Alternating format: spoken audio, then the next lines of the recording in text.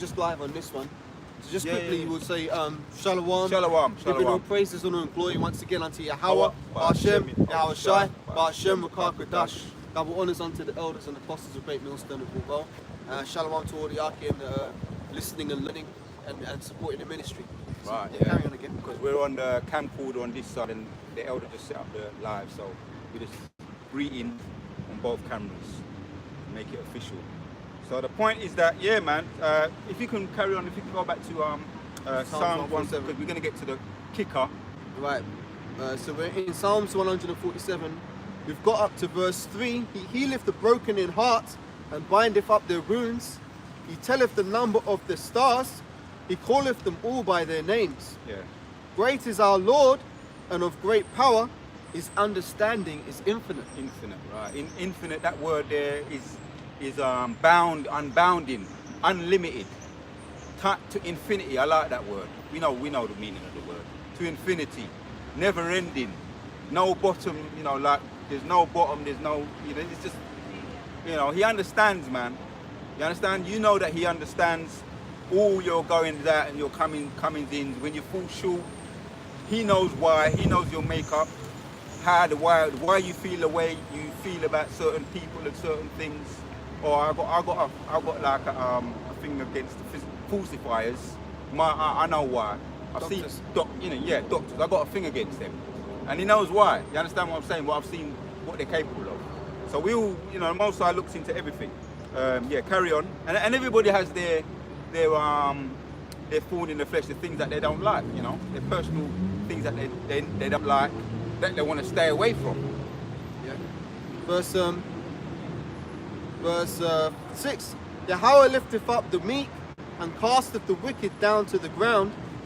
Yeah, and that's, if you're a man of justice, like most of Yahshua, the Prince of Power, we're about that justice. And if you ain't got this truth, you might say, let me just, when we were naive, that street justice is big in amongst Yahshua. That street justice is big, man. Especially when you hear about what they're doing over there in Chicago and New York. They say, about 400 every month? They say 400 people dead every month, and they boast in that. That's one of the statistics that I heard. Is that due to gang life? The gang, black on black crime. And that's another thing that Esau has to pay for, man. Yeah. For instigating that amongst our people, man. Esau's got a hell of a lot of fucking blood on his hands, man. Those fucking, what do they call them? Those guys who work in the record industry, and they pay to make the music that the rap artists put out. Producers and the producers, yeah. They put that murder music out. Yeah. Talking about how Jake is gonna bust heads, kill people, shank people. Not so much shank in America, but jack people for their chains and shit. Gangster rap, yeah. The gangster rap, that whole culture, man. That's been the big fucking business. Let me put it this way, right? A righteous man, when he's walking down the street, if you could hear his thoughts, he'd probably be meditating on something, scriptural, meditating on precepts, things like that. But if you was to take like the doctors have that stethoscope where they put it next to your chest and they listen to what's in your chest doing. Mm-hmm. Imagine if you could do that to the spirit of a nigger in the world. What thoughts would you be hearing going through his mind? You're probably going to be hearing these song lyrics about busting heads and killing people. Yep. And if that's playing on your mind, if that's what you're meditating on, what did the scripture say? As a man thinketh, so is he, roughly paraphrasing. So if that's all you're thinking about, when the situation comes down, you're like, well, what should I do? And you're hearing these lists, fuck this guy, kill him. It's the fucking demons, man. And then you could go into the deeper side of it where, what's that guy, John Todd was going into it about the music industry, where they, when they master their records, they actually get witches and warlocks to pray over them. Put curses on them, yeah. Exactly, so those spirits, man, I'm telling you, man, those music industry producers, those small hats who run it, they've got so much to pay for, man. We're the ones for them. We're the ones. Oh wow! To make them pay, man. Yeah. Huh. We got a rainbow across the camp. Let me have to record this one. The live can pick it up. See. No, the live can't pick it up. Just slack Hey, it. yo, slot brother, it. can this? Because this is your tripod, Yeah, so yeah. can it go up? Yeah, pick it up and move it. Or and literally lift it up if you want. That might be easier just tilt it that way. I don't know if you can see it on the screen. Can you see? Yeah, it can show. Yeah, yeah. See that? Just right across the camp, man. Down over the house there. I looked up the meaning. It actually means peace. It's a covenant, isn't it? That covenant in Genesis chapters 13 and 9, I think it is, or 9. Means peace. All praises to Yahweh Shemir Shah. Just teaching out here. We've got this rainbow appearing right over us, man. Yep. Yahweh Shemir Shah. It's beautiful, man. That's right, man. And you All know of what's the great signs. as well? All What's of great the as well signs. is, I'll talk about that after, but when it was Yeah.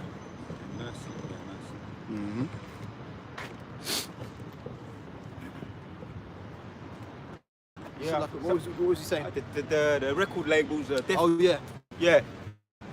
And professional murder music is what they're Yeah. pumping out to our people. And you know what's the fault as well? A lot of these young niggas, man, they're raised by their mums, and their mums will sit in the house where they're blazing out that music, man. And the mum won't say, "Hang on a minute. These records are about everything negative." Yeah. They're basically promoting a deaf culture. That's what black culture is, a deaf culture. You With know? the color culture, I mean, excuse me, with Go the ahead. color black is synonymous with death. Yeah, there you go. That's what they call it. You know, when someone has a funeral, what do everybody wear? They wear black. You know, that represents, you know, a dark state, mourning. And, you know, they call us black people. Yeah. They're trying to attribute all of those negative qualities to us. This is what I'm saying. We were saying, when you're a young Jake coming up in the society, you go to school now, oh, you're a black child. You know what I'm saying? It's like they're projecting all the negativity onto you. And you have to deal with that. That's why it's like the other children of the other nations, they don't catch hell the way that the Jake children do. It's like you have to do twice as much work just to keep your head above water, man. They're not in The trouble is other men. Yeah. But yeah, back to your Yeah. point. So it starts from you were young. So it's bred into you that you represent negativity. You can't be educated. You can't be brought up to a higher level. And white is right, and black is oh yeah, what's that guy? Muku Baruka. I done a little video on him. He had a song, man. When I was younger, I used to be into some of that toasting and poetry. He had a song. He says, "It no good if you live in a white man country too long." He was on Reggae Sunsplash. It's probably up on YouTube. If you're white, it's alright. If you're brown, stick around. If you're black, get back. Or you better attack. It no good if you live. And he's still got a little bit of that. Well, he's got that Benjamin spirit in him anyway. That, you know, that rebellious kind of like against, you know, the status quo. But he's under the illusion of, you know, of still in the world, you know, smoking that weed thing. But that's it's true. That's what they're saying to you. You know, good if you live, you know, if you're white, it's alright. If you're brown, stick around. So if you're a little bit lighter, because remember the brown paper bag thing? If you're black, stay back. Yeah, if you're brown, stick around. If you're black, get back, or you better attack. You know, so I used to, you know, I used to look to, because you know, when you're younger, you really, even when you're stupid and naive, you still look up to people when you think, man, we are being, you kind of in the back of your mind, you know you're being oppressed, man. Yeah. As you say at school, Yeah. and you're getting treated, you know, they put you in the back of the class, or you get more extreme punishments. And I've seen some things. I might say one thing. I don't want to overwhelm the brotherhood, the brothers. But one little testimony. There was this teacher, and I remember his name. I remember it so good, and I remember his face so good, because I said when I was younger, when I see you, I say it now. When I see you, I'm not going to say the name. Yeah. I'm going to kick the walk. I'm going to do more than just kick away the walking stick. I said that I was 9 years old. I was 9 years old, right? And that said guy, I will see him. Whether he's dead now, you know, he must have been in his 50s when I was young. So I might see him, and I might do, you know, nah. I'll see him in the kingdom, man. But the point is that, yeah, that's what he was, and he came to school, eh? And my brethren, you know, I know all the names, so I don't have to say the names. And I remember, we just being young, you know, settled in, come in school, still a bit excited, settle down. And I remember we gave my brethren sitting next to me one box or it's a punch. It was a punch in his head. Closed right? fist. Closed fist. He punched him in his head. But you know what happened? He Bust his hand. bust up his hand. He swelled up. He had to go to hospital, and we was laughing, man. Right? So, and the way how he was treating us, one more. He went to, because this is justice again. I remember when things happen, when sometimes they get justice on. He tried it with another guy, which was a so-called mixed race, which was a Jake, but his mother was Irish, right? And he's done something to the guy. I say his name, Kenneth. I remember the names, man. I remember their names so well. And he done something to the guy, and the guy went crying home to his mother, and his mother comes to school, Irish woman, took off her shoe with a big point of her shoe and started licking. He had a spam it, barley. You know, you see them with the blind bull. Lick him up in the head, boom, boom, boom, boom, and we were looking at this, justice, justice. So that was the Most High, man.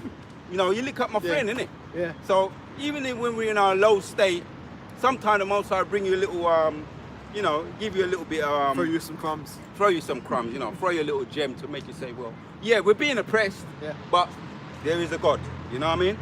Yeah, let's see if I can get to the kick of this. Like I said I'm going to start with this and see where the Spirit leads us. Right, so do you want me to read on? Where we left off. Right, verse 6, it says, Yahweh lifteth up the meek, he casteth the wicked down to the ground. Sing unto Yahweh with thanksgiving, sing praise upon the harp unto our power. Yeah, man, when you sing, so I was talking about where there's certain foods that you can eat, like the elder mentioned that a couple of weeks ago. Cocoa, right? It gives you like an euphoric feeling, right? I don't know if you're on sometime doing a little bit of mild, you know, moderate exercise. And some herbs that I take, even on the way I make sure I take my little herb, my little routine, and it makes me like feel, and I ain't exaggerating, it gives me that euphoric feeling. Oh, let me say this one what I've been doing recently, which I used to do, and the elder reminded me again, garlic and honey. Garlic and honey, you infuse that together, it makes a concoction it just gives you a kick, man. It's like, boom. Yeah, when you get into those herbs, man, I tell you, you feel a whole lot different. Like when you change the diet, because like I'm trying to, like, you know, just getting started with the you know, the keto setting, right? And I mean, you can eat anything you want, but it has to be balanced. It has to be a balanced ratio. That's right.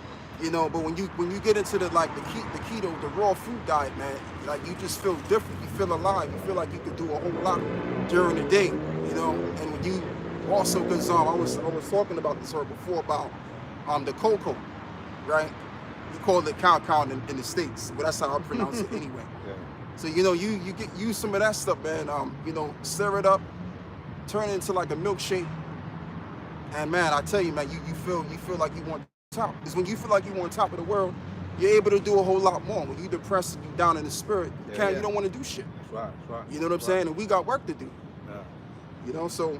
Yeah, there's ways that from the Most High, He's give us, as you say, crumbs. He's thrown us crumbs, words of wisdom, or some little things like gems, right? Through way of food, diet.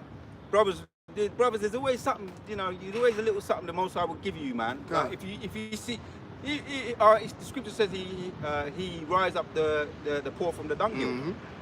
Yeah, so a part of raising up yourself, you have to change your diet, because that's key into the point. Because we got to do this work. Like, let's just say we always getting upset over every little thing, because this world will get you down naturally, man. Because every single thing about this world is wicked. You know, everything is wicked in this world. The whole world lies in wickedness. So as a righteous soul, you're naturally gonna let certain things in this world get you down, most likely everything. So you have to be in a state of mind where you can combat all of these negative things that you see in these negative forces. Because ultimately what we're battling is against all of that and then some, as it is written in the book of Ephesians, the 6th chapter. If you could pull that out, brother. Cut you. Right? So I mean, when you look at the world and you look at the state of our people as well, or how they operate and everything, it gets you mad, because you know what's best for your people, and you also know what a better world can be. You understand? But to combat all of that, you have to be mentally prepared and ready and durable. So that includes the dieting too. That includes the dieting. Right, this is Go on, my brother. Ephesians 6, starting at verse 10. Mm-hmm. And Finally, my brethren, be strong in the Lord and in the power of his might. Put on the whole armor of the Most High, that ye may be able to stand against the wiles of the devil. Go on. For we wrestle not against flesh and blood, but against principalities, against powers, against the rulers of the darkness of this world, against spiritual wickedness in high places. And that's the most important thing that we got to focus on, because this war that we're fighting is against the elite. The spiritual war between them and us, because they're pushing out their negative spirits on their behalf, and we're pushing out the positive spirits on our behalf. And what are we pushing out? We're pushing out that righteousness which came from Yahweh Shai. You know, the same one that conquered death, the same one that conquered the spiritual demon Satan, which is in relation to that. Yeah, so if we keep the commandments to the best of our ability, which automatically, if we uphold what Yahweh Shai upheld, we're keeping the law, statutes, and commandments. But all of that involves, but a part of that involves you changing your diet too. Like you got the dietary law and all of that stuff, and then you got when you read the story of Daniel, I'm going in it. Yeah. He was telling the kings of Babylon that your diet is more poor, even though your diet is more rich. But the diet of your underlings is much more of a functional diet. They fare Because sumptuously. every day, pull that out. Yeah, let me read it. This is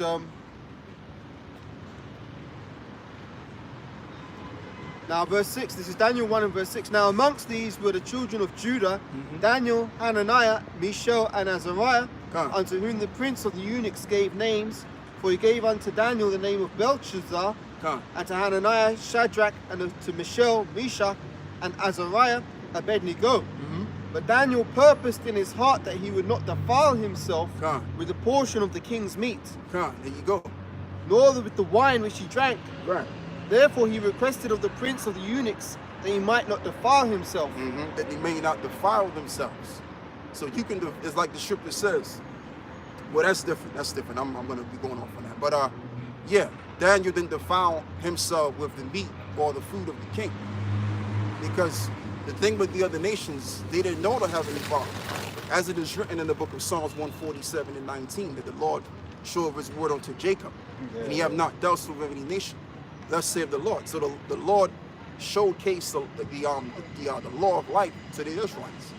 He didn't show that to the other nations. So the other nations, they was just eating all kind of abominations probably. But the point of the matter is that it's going to go into it. Go on, brother. Yeah, it says, now the Most High had brought Daniel into the favor and tender love with the prince of the eunuchs. And the prince of the eunuchs said unto Daniel, I fear my lord the king, who hath appointed your meat and your drink, for why should he see your faces worse liking than the children which are of your sort? Then shall ye make me in danger my head to the king. Then said Daniel to Melchizedek, whom the prince of the eunuchs had set over Daniel, Hananiah, Mishael, and Azariah, prove thy servants, I beseech thee, 10 days. Let them give us pulses to eat and water to drink. Right. Then let our countenances be looked upon before thee, and the countenance of the children that eat the portion of the king's meat. And as thou seest, do with thy servants. So he consented to them in this matter and proved them 10 days. And at the end of their 10 days, their countenances appeared fairer and fatter in flesh than all the children which did eat the portion of the king's meat. So overall, they looked a lot better than the king, because the diet of the king was totally off. He was probably eating a lot of cake, fried foods that that's delicious to the tongue. But when you think about the foods that were people that are well-to-do that would eat, like you think about cakes and ice cream and what else you think about? Oily meats. A lot of oily meats and meat. A lot of meat, which is what rich people tend to do. They tend to eat a lot of meat because you can't eat too much meat. Because when you eat too much meat, that kind of slows the digestive system, and that needs to be, your digestive system has to be operating. Because if you notice, when your digestive system is not, operating as it's supposed to be, you notice you can't think straight. You know what I mean? If there's no if there's no sense of what is it, blood flow to the brain, this is when you can't even think straight. And when you eat fried foods as well, and I did a little bit of research on is the fact that you can't even really think. That also inhibits you not to think straight as well. If I may, it's the same with sugar as well. Mm-hmm. Like with sugar, it gives you a very quick boost of energy, but then the fall off after that is very sharp. Yes. That's why when you pump these children with lots of these sugary foods and drinks, their energy levels are like all over the place. They can't concentrate anymore. Yeah. Back to you. Yeah, and I mean that's what it is. So you have to change the diet is key. Like what the Apostle Paul said. He said, he that defileth his temple shall the Lord destroy. So a part of being in this truth, you have to change your diet. Very important, because you can feel the difference, man. You feel a lot more different positively. But when you eating sweets and you going into these fast food restaurants and eating that kind of stuff, man, and you wondering why you can't think straight, well, yeah, you get what you deserve, man. You know? Got a precept for that. Go on, brother. Sirach 37 and 27. I'll start with 27. Says, my son, prove thy soul in thy life and see what is evil for it, and give not that unto it. For all things are not profitable for all men, neither hath every soul pleasure in everything. Be not unsatiable in dainty things, nor too greedy upon meats. Right, exactly. So that includes like your donuts, your cakes, all of those foods ridden with fat. The wrong kind of fat, which prohibits the flow of your body.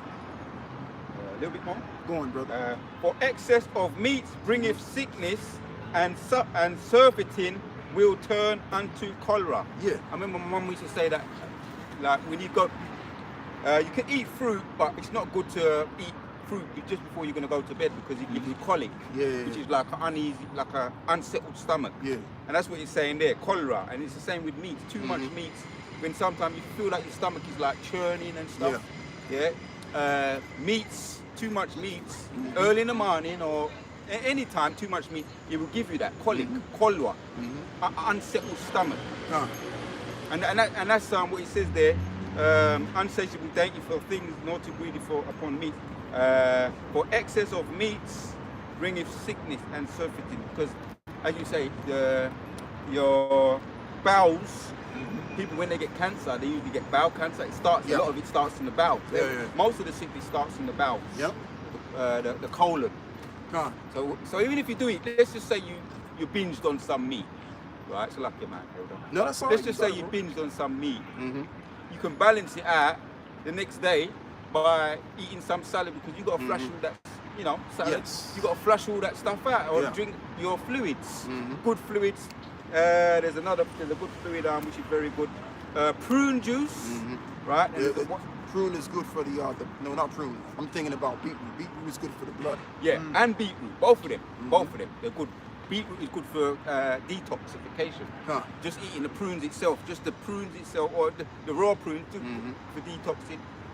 Dates, all them things. There's a lot of things out there, man. But yeah. So I mean, like when you tap into that kind of diet, then your whole body changes, and then you're able to do things. You're able to do a lot more. Yeah. And you don't have this mindset of like, I don't feel like doing this, because again, it goes back to us having to do the Lord's work. So if we're eating all kind of nonsense, man, then we have to expect what to get from all of that. Feeling lazy, procrastinating, falling back on what you need to be doing. But when you change the diet, you tap into the herbs and balance this shit out, then all is well. You want to ready to do the videos and do what you need to do. Because you feel like a child again. Right. Like, you know what I'm saying? Like, you a grown man, but you feel like you 12 years old and shit. You know what I'm saying? Like, so you got all of that energy to use to put the work in. Go on, brother. I've got another one. Sirach chapters 30 and 24. I'll start from 24. Envy and wrath shorten the life, and carefulness bringing age before the time. Yeah, I used to hear that. It's some of Jehovah's Witnesses. There's physicians in there. I'll say that much. Like people that study the body and what they call them, psychiatrists, psychologists. They come with some truths.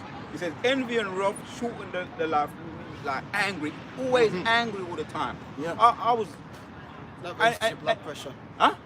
Being like that race gives you high blood pressure, which gives you give you danger of heart disease attacks. and cardiac arrest. Yeah. And so therefore, it's reasonable to be angry. The scripture says that mere pressure make a wise man act crazy, right? So this system, when you look at it for what it really is, but what there's a balance to everything. Envy and wrath shorten the life, and carefulness bringeth age before the time. A cheerful and good heart will have a care of his meats and diet. Again, because when I've been through certain stages, because life is about learning anyway, but when I go through a stage where I'm feeling good and euphoric, instead of, when you feel like that, if you're depressed, you look for things not to do, to shut away and shut down when you're depressed. But when you're happy, when you're happy, you look for things to do. Right. To solve, to problem solve. Right. Yeah. Me lately, I've been doing back on my thing again, my moderate exercise, but I'm quite extreme, so I'm not putting everything what I do out there. But moderate exercise will help you. Yeah. And I mean, so you're looking for things to do. Yeah. And I mean, like when you think of it too, it's not you basically feeling happy. It's really based on your frequency, your energy, what kind of level of energy you operate with. That's a good point. So the more energy you got, the more productive you can be. You see, the less energy you got, the less productive. It's just basic. It's not so difficult. So when you're eating meats and cakes and all of those different dainty goods, that's gonna slow that's gonna slow the movement of your blood. That's gonna slow up your digestive system. And when all of that stops and you can't think straight, then you start to get these diseases like amyloid plaque, if I'm pronouncing it correctly, which that's basically mental plaque, not mental plaque, but brain plaque. So that kind of clogs your thinking. You can't think straight. So when you have a clean diet or a balanced diet, but it's more greens, the body's able to flow more effectively. Because your body has to. What it is that if, let's just say you have a whole lot of food that's like, for example, once again, like chicken, meats and what have you, oily stuff, that's making your body work a lot more harder. So after your body stops working, when your body's working overtime, what happens is you tend to lose energy to do something else. Because most of your energy was spent breaking that shit down. See? That's all I wanted to say. You got something. Just quickly, because you were talking about energy, and that can be observed in the physical world. For example, everything vibrates at a certain frequency. The lower the frequency, the more solid it is. Yeah. So for example, the vibrational frequency of a stone, a stone's not going to get up and move.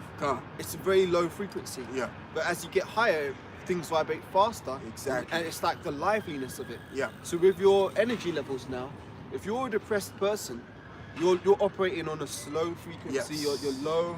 Yeah. And it's hard to get this person motivated to do stuff. But someone who's, they even say, oh, this person's full of life, because they're operating on a higher frequency. They've got more energy. Yeah.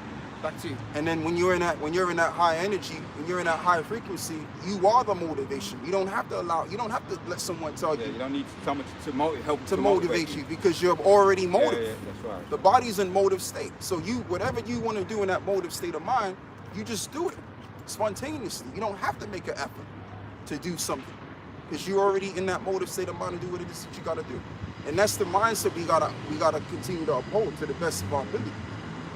So with that being said, you have to change your diet, because there's a lot of foods out there that's of lower frequency. So when you eat those lower frequency foods, you become what you eat, the lower frequency, even what you pay attention to.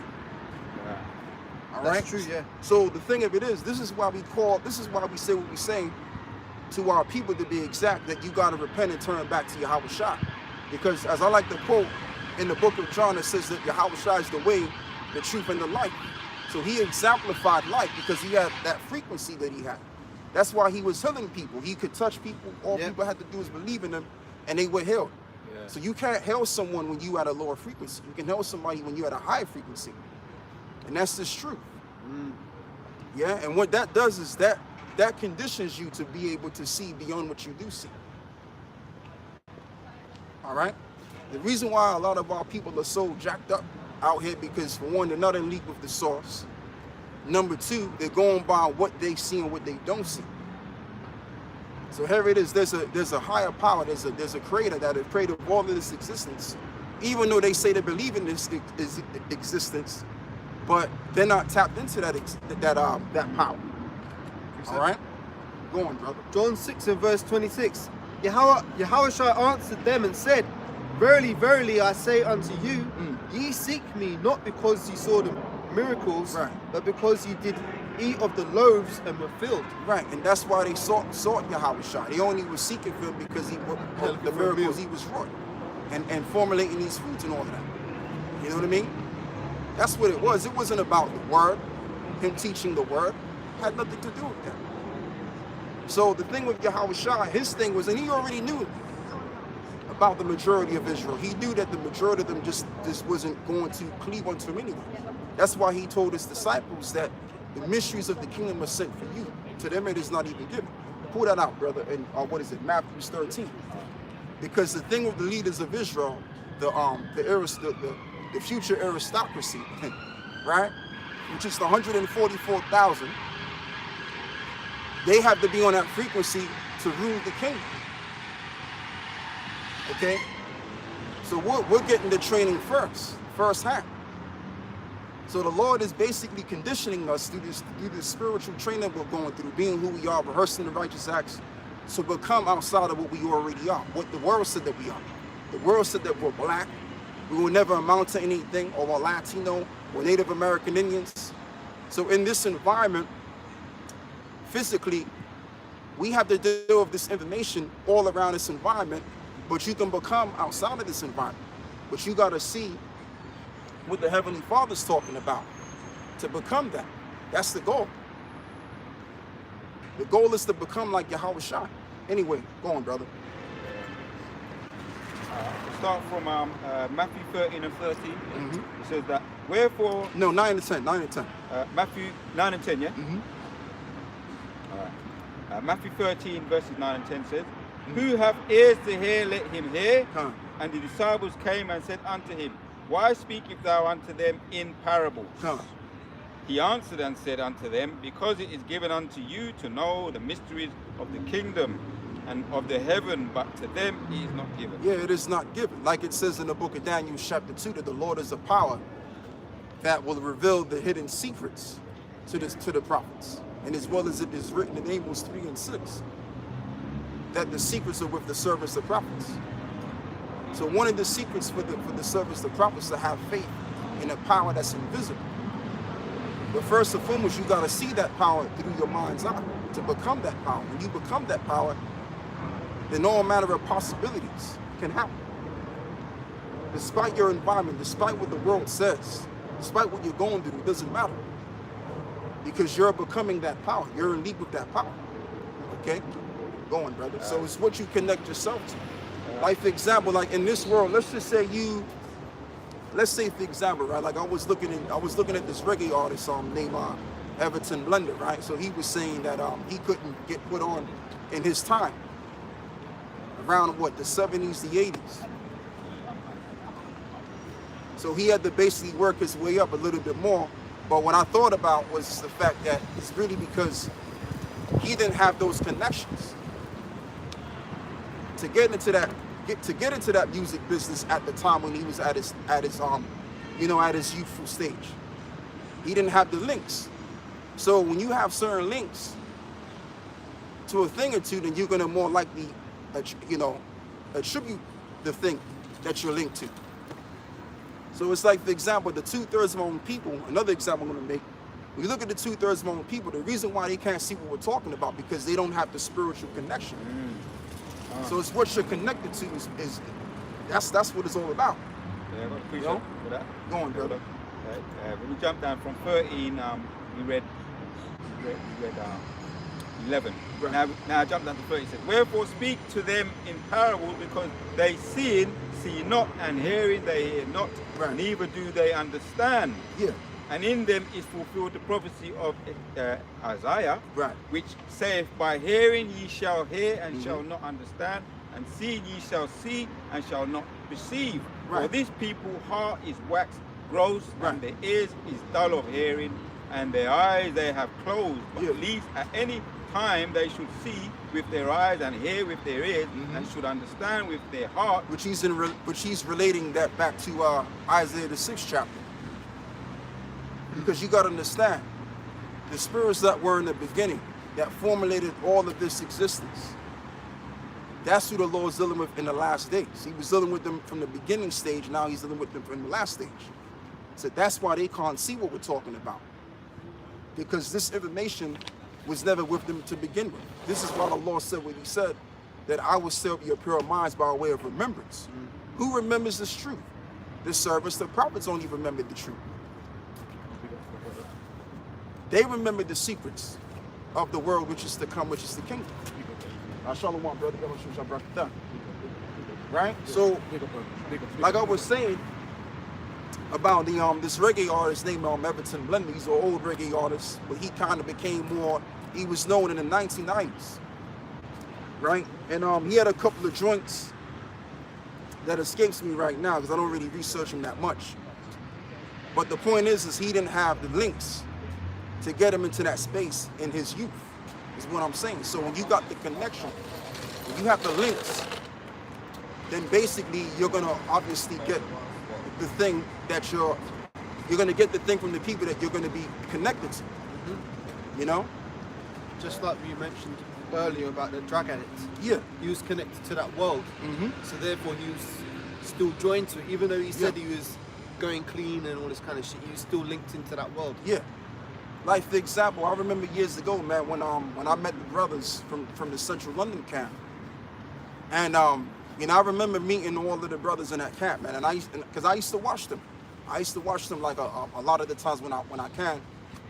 And you know, this was during the time when I wasn't even outside yet. I wasn't even on the street yet. But when I came before the camp, you know, it was like I was supposed to be at the camp.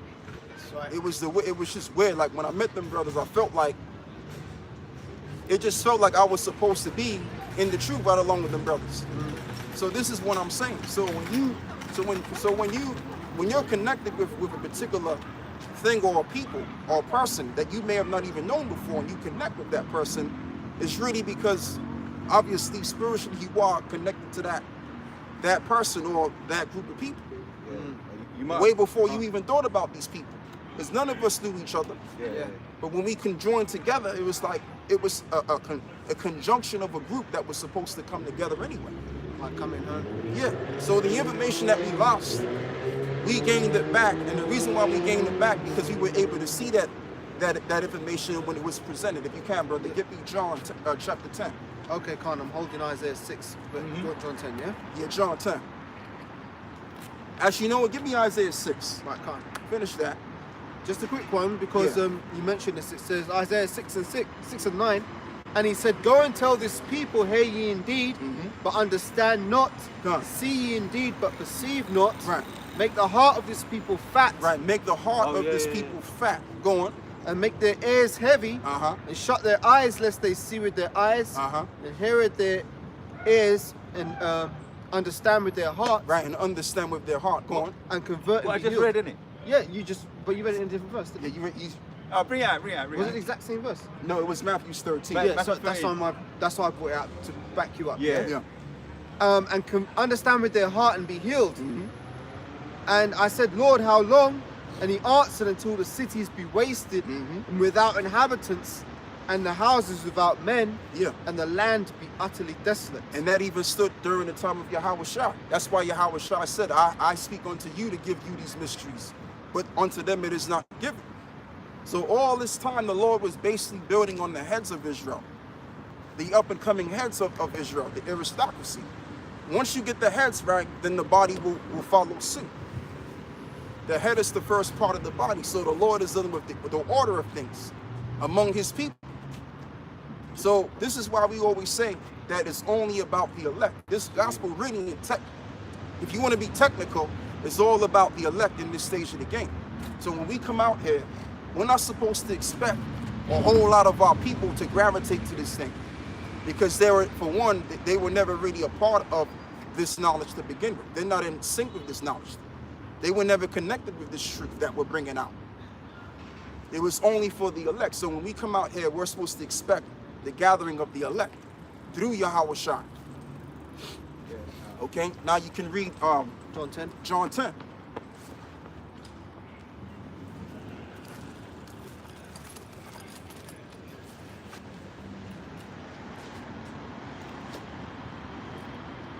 John 10.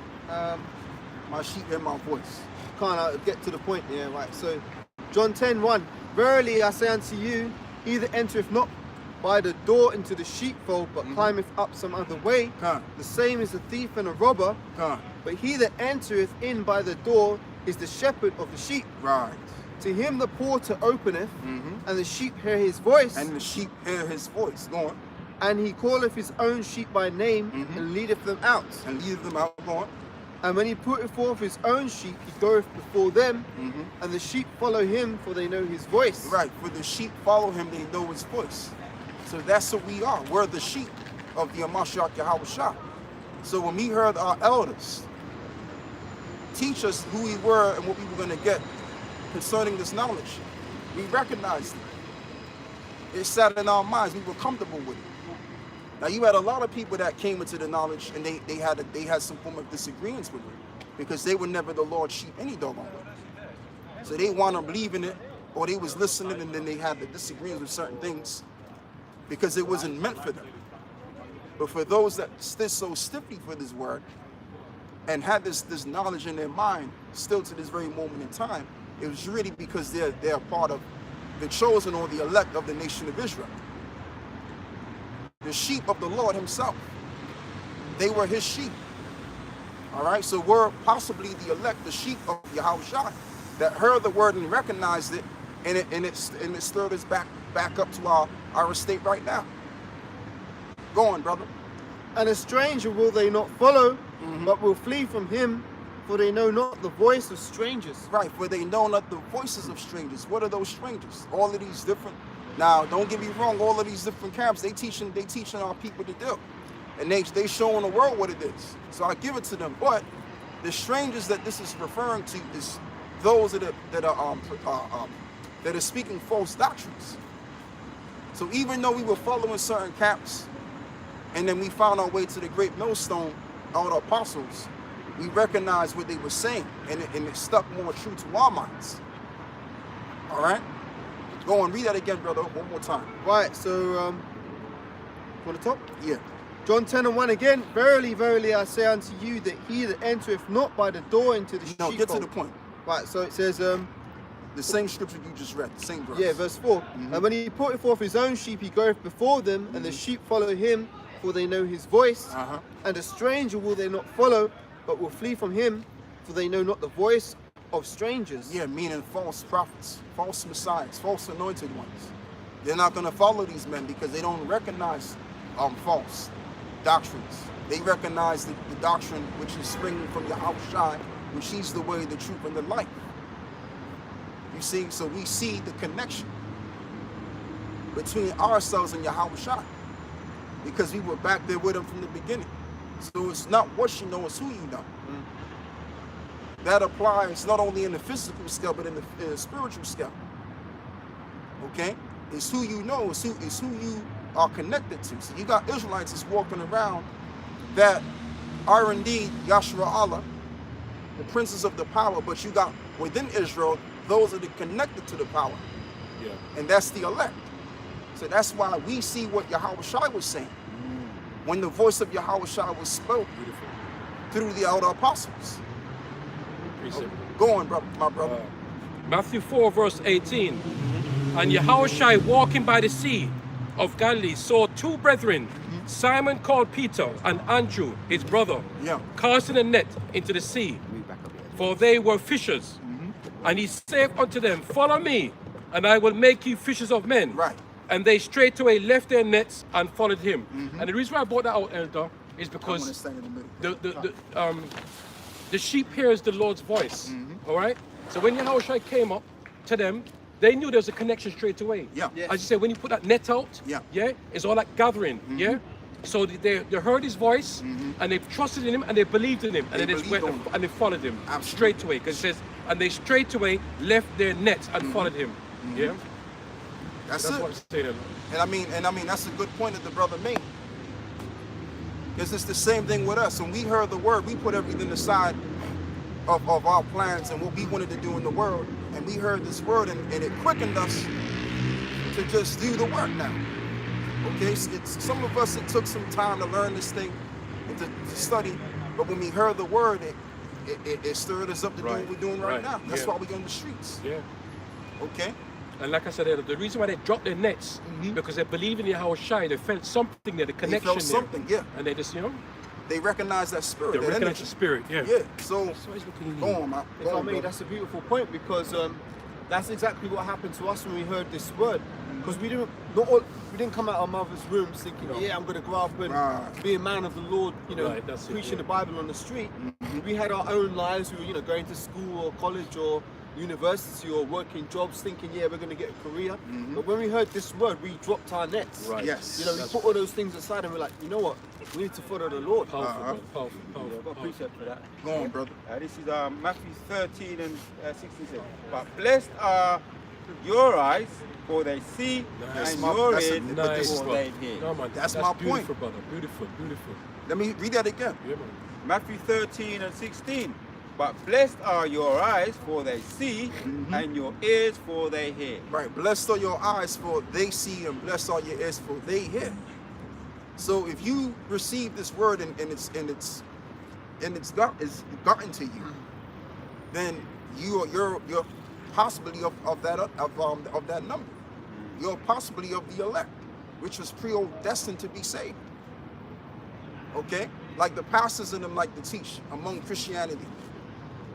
God is for everybody. God isn't for everybody. He ain't even for everybody among the chosen, man. It's only for the very few. Okay? Of the elect, that's why it talks about the 144,000 and as well as the peaceable multitude. They're going to be the first ones to be saved out of all of this destruction. Everybody's going to be destroyed out here. So when you don't teach them kind of scriptures, you're basically putting aside the other half of the gospel. Like Paul said, I did not shun to declare unto you the whole gospel. Because that's a part of it. Go on, brother, if you got something. Yeah, you got something? Yeah, I got something. John 8 and 30 says, as he spoke these words, many believed on him. Yeah. Then said Yahushua to those Jewish which believed on him, if you continue in my word, then ye are my disciples. And that's the point. If you continue in my word, therefore you are my disciples indeed. He that endured to the end, same shall be saved. There's no such thing as, I'm going to endure for a while and then fall back and expect salvation. It don't work like that. You got to endure to the end. There's a contract that we got to fulfill. So each and every last one of us that came into this belief system that we have, we got to endure to the very end. The Lord don't care about how old you are, or if your shoulders are hurting you, your back is hurting you, right? Or you getting headaches and every once in a while. No, the Lord expects you to do the work. If you can do the work, do the work. Because ultimately, what are we doing the work for? Our salvation. As it is written in Peter's 1. It reads, if you do all of these things to make your call and your election sure. So what are you doing when you do all of this? You're reassuring to the Heavenly Father that, look, I'm about this. This is who I am. And as David said, I meditate upon your law and your precepts. I'm roughly paraphrasing. I meditate upon your words daily. So when you constantly meditate on something, you become that thing which is what you meditate on. Go on, brother. Beautiful. If I may, Brother Sharp, this is what we were saying earlier, but just elaborating on it a bit more. As a man thinketh, so is he. Yeah. So this is why it's scary, man. We walk past people in the street, like Jake, for example, and sometimes we forget these people. They don't think like us, man. Their whole everything, like there's no pure thoughts in their minds. It's just pure wickedness. Like they're not thinking, hey, you know what, man? Let me do something good. They're thinking, what's the next thing I can do? And they're given over to it because those spirits sitting on their shoulders are persuading them, and they're not. It's like, as the scripture says, wisdom will not enter into a malicious soul, nor dwell in a body that is subject unto sin. So these people, although they may look normal, They may look presentable. Most of them are subject unto sin. Yeah, That's it. If I could just add to what you just said, because that's why Brother, you may find that some water, man. you and your family, your immediate family, sometimes clash. Because it says, can two walk together unless they agree? That's in the Yeah? book I've got, yeah. Okay. So you've that's got all different, as you were saying, relating to what you're saying, you've got these people in the world, different ambitions, different goals, different motivations. The end goal is different, so therefore can two walk together unless they agree. Same with your immediate family in a lot of cases, not in every case, but in a lot of cases, even your immediate family. I've got this precept in John chapter 8, just to finish off. 32 says, and ye shall know the truth, and the truth shall make you free. So we got your whole shy, man. And I was thinking about this, like people have their, what they call them, their motivational speakers. You got these. This is what's really going on in church. It's really about having a motivational speaker. They do motivational speakers or personal trainers. We've got yeah, all right, go on. We've got a personal trainer, man. Your shy, man. The motivational speaker, the personal trainer, the physician, the true physician, because they have physicians of no value. So if we really said right to, if I said to myself, let me get the best trainer ever. People do that. Rich people, they do that. Yeah, they do. And I'll invest my money in him, and he's gonna bring me, he's gonna make me healthy and fit, and give me, personal assistance. We've got that. Yeah. We've got that, man. But sometimes you have to really wait a minute. I've got the best trainer, the best teacher on every subject possible. Yeah. Now that doesn't mean that he's always going to attend to your make you be 110% healthy with herbs. What I'll say, I've got my own ways of doing things. What I say, if I say like I fall sick on Monday, I say, well, all right, I know I'm sick through the Most High. Now I want to be at camp. This is what I said on Saturday. I just want to let me be well for Saturday, please. Whatever you do. And usually 10 times out of 10, that's because we've got to go through these things anyway. But 10 times out of 10, because your motivation is right, your priority is right, boom, everything's gonna be all right. He makes you all right for that. Because you got the right, you're pure in the spirit. Yeah, because you are what you attract. If you're right in your mind, and your reality is going to be right, man. And I remember the Apostle Tahar. He would do videos. I remember he did videos about how we have to know how to be Israelites. In other words, you got to know how to attract certain things, man. Like if you can't find something or whatever, you're gonna have to dig deep and find it, man. Figure it out, attract it. Yeah. As it is written, seek and ye shall find. So that's how we gotta be. We gotta be overcomers. We can't be locked into the reality that tells us every day on what we are. Because if we locked into that reality, man, then we're gonna become that reality. We're gonna become losers. Yeah. This society tells us every day that you niggas ain't shit. You so-called blacks and Latinos and Native Americans ain't shit. So if you're tapped into that, you're going to be the losers that they want you to be. But if you tap into the Yamashak Yahweh Shai, which is connected with us, he's the author and the finisher of our faith. He is the begotten spirit that went on the cross and did what no man could do and finished the job, right? So if we focus on that image, that ephod, right? Then we will become that ephod, because the goal of the righteous is to overcome this beast system. So how can you overcome the beast when you're in sync with the beast mentally? Go on, brother. That's a very good point you made there, because Esau knows the power of that. That's why taking away the name Israel from us was a powerful move, because if we were calling ourselves Yasha Allah, we are princes of the power, that puts in our mind from the start, hey, we're royalty. Secondly, taking away the image of Yahweh Shai by putting up Caesarea, we don't have that great image to look up to of our Savior. Yeah. So we're thinking, well, we've got no Savior. Right. It's like no hope. Yeah. We're the bad people. We're the so-called black people, and these Edomites are above us. They're better than us because they're God and they've got their Messiah. And who are we? We're just random little dirty black people. It's like it makes you hang your head low. Yes. And that's why the scriptures say, lift up your head for your redemption draweth nigh. Because you know when someone's depressed, they've got them fucking the shoulders all down. They got the woe is me spirit. I hate that spirit, man. And if I may, just quickly, like, I'll just be quick on this, right? this world is about fucking accepting mediocrity. But being Jake, I can only speak for myself, but I've always aspired for greatness. I want greatness. But this society, because Jake has lost hope, they're not aspiring for greatness. They're thinking, well, this is how it is, you know, so I'm just going to be a grimy ass nigger and get what I can get.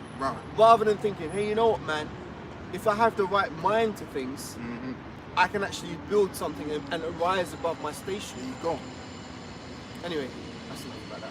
And you know what too as well, there's a scripture that I want you to pull out. It's in the book of Proverbs where it reads, if the people have no vision, Yeah, the people perish. then the people perish. Because the real vision is to overcome this beast with Yahweh Shah when he comes back. What about? The goal is just to be saved. So these are the things that we got to focus our mind on. These are the things that we have to become. As it is written that the kingdom of heaven dwelleth within you. What does that mean? Meaning we have the knowledge. So it's like Solomon. Solomon became the greatest man in his time because why? He had the knowledge, he had the wisdom that made him become great. It wasn't the resources, it wasn't the things that he had that made him who he was. It was the knowledge inside of his mind that made him become what he became. Because everything starts from home. Everything starts from the mind, the lahab. And within the lahab, you have the spirit, within the pineal gland. So why is it called, and also, why is this little small object in your why is this little small organ within your brain called the pineal gland? Because that's how you face your power with. So when the Heavenly Father typed the pineal gland, he was able to see his face through the scriptures. The word pineal means face of God. Panya Allah, which means face of God. That's how you say the word pineal. If I Go may. on, brother. And this going back to the importance of the image of Yahweh Shai. John 12 and The water, 32. brother. John 12 and 32. If I be lifted up from the earth, I will draw all men unto me. Yeah. So that image of that, the knowledge that hey, Yahweh Shai went on the cross for our nation to die for us. Esau had to, you know, man, we got to do something about this. Man. We got to cover this up. So his way to cover it up was through iconoclasm, by putting himself up as, you know, Caesarea and the image of our Savior, so Jake. And that's another thing as well. Jake don't have no superheroes to look up to, which is why when the Black Panther came out, that's why it's such a big thing. Because Esau for a long time, because I'm kind of into that, you know, comics and stuff. For a long time, they didn't really want to publish Jake superheroes because they didn't want Jake to aspire to anything beyond the small little portion which Esau says you can be, which is you're going to be a young child, you're going to fail at school, then you're going to leave school and just be a nigger in the street, be in a gang or some shit. That's what your the role that Esau has given you to play in this great theatre of life. No, but the Most High has something more prepared for his elect. Yeah, Wakanda, a lot of the white supremacists. Wakanda. Yeah, because we had the group of said, yeah, we got Wakanda now. They're like, well, most of it was the Pan-Africanists. We got Wakanda now, and they was like, they put a little bit of, it gave them a little boost. Yeah, you say it gave them a boost because they had the Black Panther, a black superhero to relate to. The white supremacists, that was an uproar in the white supremacists, especially over this, you know about America, what it's like, very racist, very in your face. So because they don't like to see Jake have something, as you say, they know the power of symbolism. Yeah. So that's why they got so upset and they tried to put that down and and it was against the writer who gave them that. It was against the movie. They protested against the movie. Yeah. It's like not to go on this too much older, but I believe through the Spirit that's why the Most High killed Chadwick Boseman, because that whole what are they dressing up in them stupid costumes? Wakanda forever. That wasn't edifying to our people. That was still some more. That was just as much as that Back to Africa shit. Because it wasn't connected with the truth. That was the the Most High wrong put his vision. ass to death, man. Yeah, so let's get. So give me hit me with some scriptures, brothers, on this topic, man. Right, Khan. Because that's what it's all about. Wherever you put your energy, that's where you're gonna be at. Yeah, this is in So Psalms, true, man. Psalms 9:9 says the Lord also will be a refuge for the oppressed, and a refuge in the time of trouble. And another thing too, the Heavenly Father gave us narratives to believe on. Right. Like, for example, Esau has lied to many of the people all around the world, and he has even lied to their own people to believe that we're inferior beings. This is the thing among so-called whites. When they grew up as children, their parents taught them that, you see those little black people over there? They're below you. They're inferior to you. Yep. And their scientists taught this nonsense. That's right. This pseudoscience through evolution. Yeah. Okay, so on YouTube, let's just keep it real on YouTube. If you notice, GMS, we've literally changed YouTube. We've been the first ones to change the whole setting of YouTube. So now what YouTube's doing is what they've been doing, suppressing us. Because let's just be real about it. If YouTube was fair and pushing out great, you know, I did a video, right? Right. Yeah. I did a video, and I got so much hits on that video. It was what? It's pushing 5,000 hits now. The video, and it was about what is it? It was about Hurricane Ian, which demolished a whole lot of real estate. 80 people and more people died. And I showed her this so-called black woman, she died. So then what I did on the flip side to the video, I showed the brothers being delivered. Oh, cool. So the message of the video is to show, look, this is what happens when you repent back to the Heavenly Father, and this is the treatment that you do get when you haven't repented. So that video got a whole lot of hits, man. And Ellen, to add to what you're saying, that video is powerful, as you said, because it's the Most High that did it. Right, it was the Most High. So you're telling that the people that you see this destruction here, who do you think caused it? So yeah. And I was bringing out a lot of those scriptures too, to show that. So if YouTube was fair about it, we would totally warp the minds of the people to think in the right way. And demolish all of these narratives, because these are just not narratives. These narratives have been influencing people's reality. People's lives are based on these narratives. So when you hear men like us telling you that, no, it is lies, that fucks everything up. You fucking people's lives up, my nigga. That's what you're doing. Fucking up their lives. So they can't push us on YouTube like that. They gotta suppress it. Because what we're saying is the truth. What we're saying is this is a form of black, or what they call black supremacy, but we don't go by that term black. We're calling ourselves the Israelites, the real Jews that the Bible speaks about.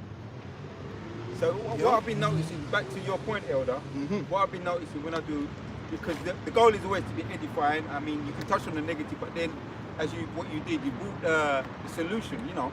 So he doesn't like that we got a solution or hope. He gave us hope. So even with me, with my uneducated, right? So I noticed they still half in the view. Say whatever of you are. Brother, you're educating right now. You know what the word means. It means to draw out. Yeah, but so you draw out what you already know. But ideally, you would say, well, why would they pay attention to someone like that? Well, they bloody are paying attention to someone like that because of what you just said. They're paying attention to the message.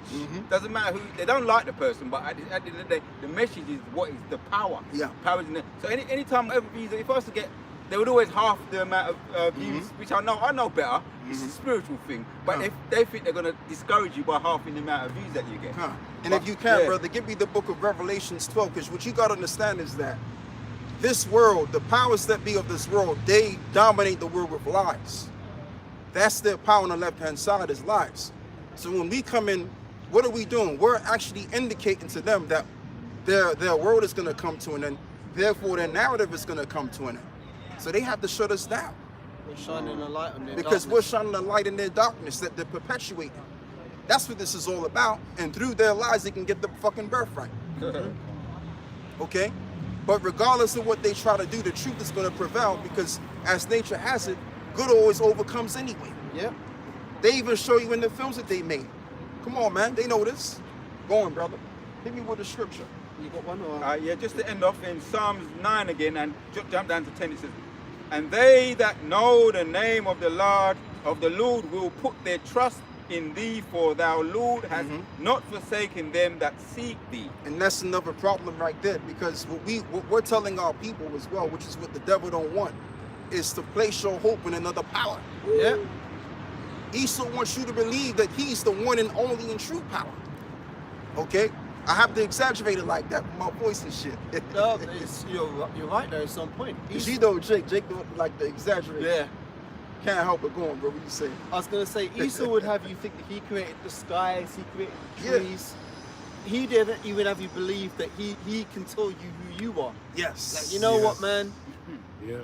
I mean, he's actually done it, innit? Where the Israelites, To a degree. where the Israelites, he's like, no, you're West Indian, Mhm. you're black, you're That's black it. Caribbean, you know.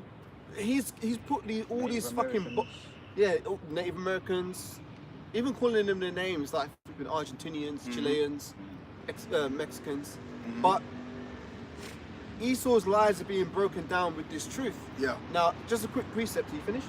Yeah. Right, we are the light, and we're shining the light on the darkness of this world. This is Matthew 5:14. This is why you two can't beat us. Right, ye are the light of the world. A city that is set on a hill cannot be hid. Neither do men put light a candle and put it under a bushel, but a candlestick and give it light, and the candlestick giveth light unto all that are in the house. Yeah. So that's what we represent. We represent the light shining forth throughout the darkness. In Isaiah 60, it talks about gross darkness of people. What does that mean? Meaning people are in that thick darkness. So we're the representation of the light. We are the light. And this is what they're trying to prohibit, but the light cannot be prohibited. Yeah. The light is going to shine forth, and whoever wants to be attracted to that light, we're supposed to be attracted to that light, which is the elect any doggone way.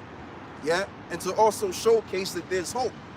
And that's why they don't like us. That's why these devils, because all of these different fortunate corporations, they all work with a major corporation which owns everything called BlackRock.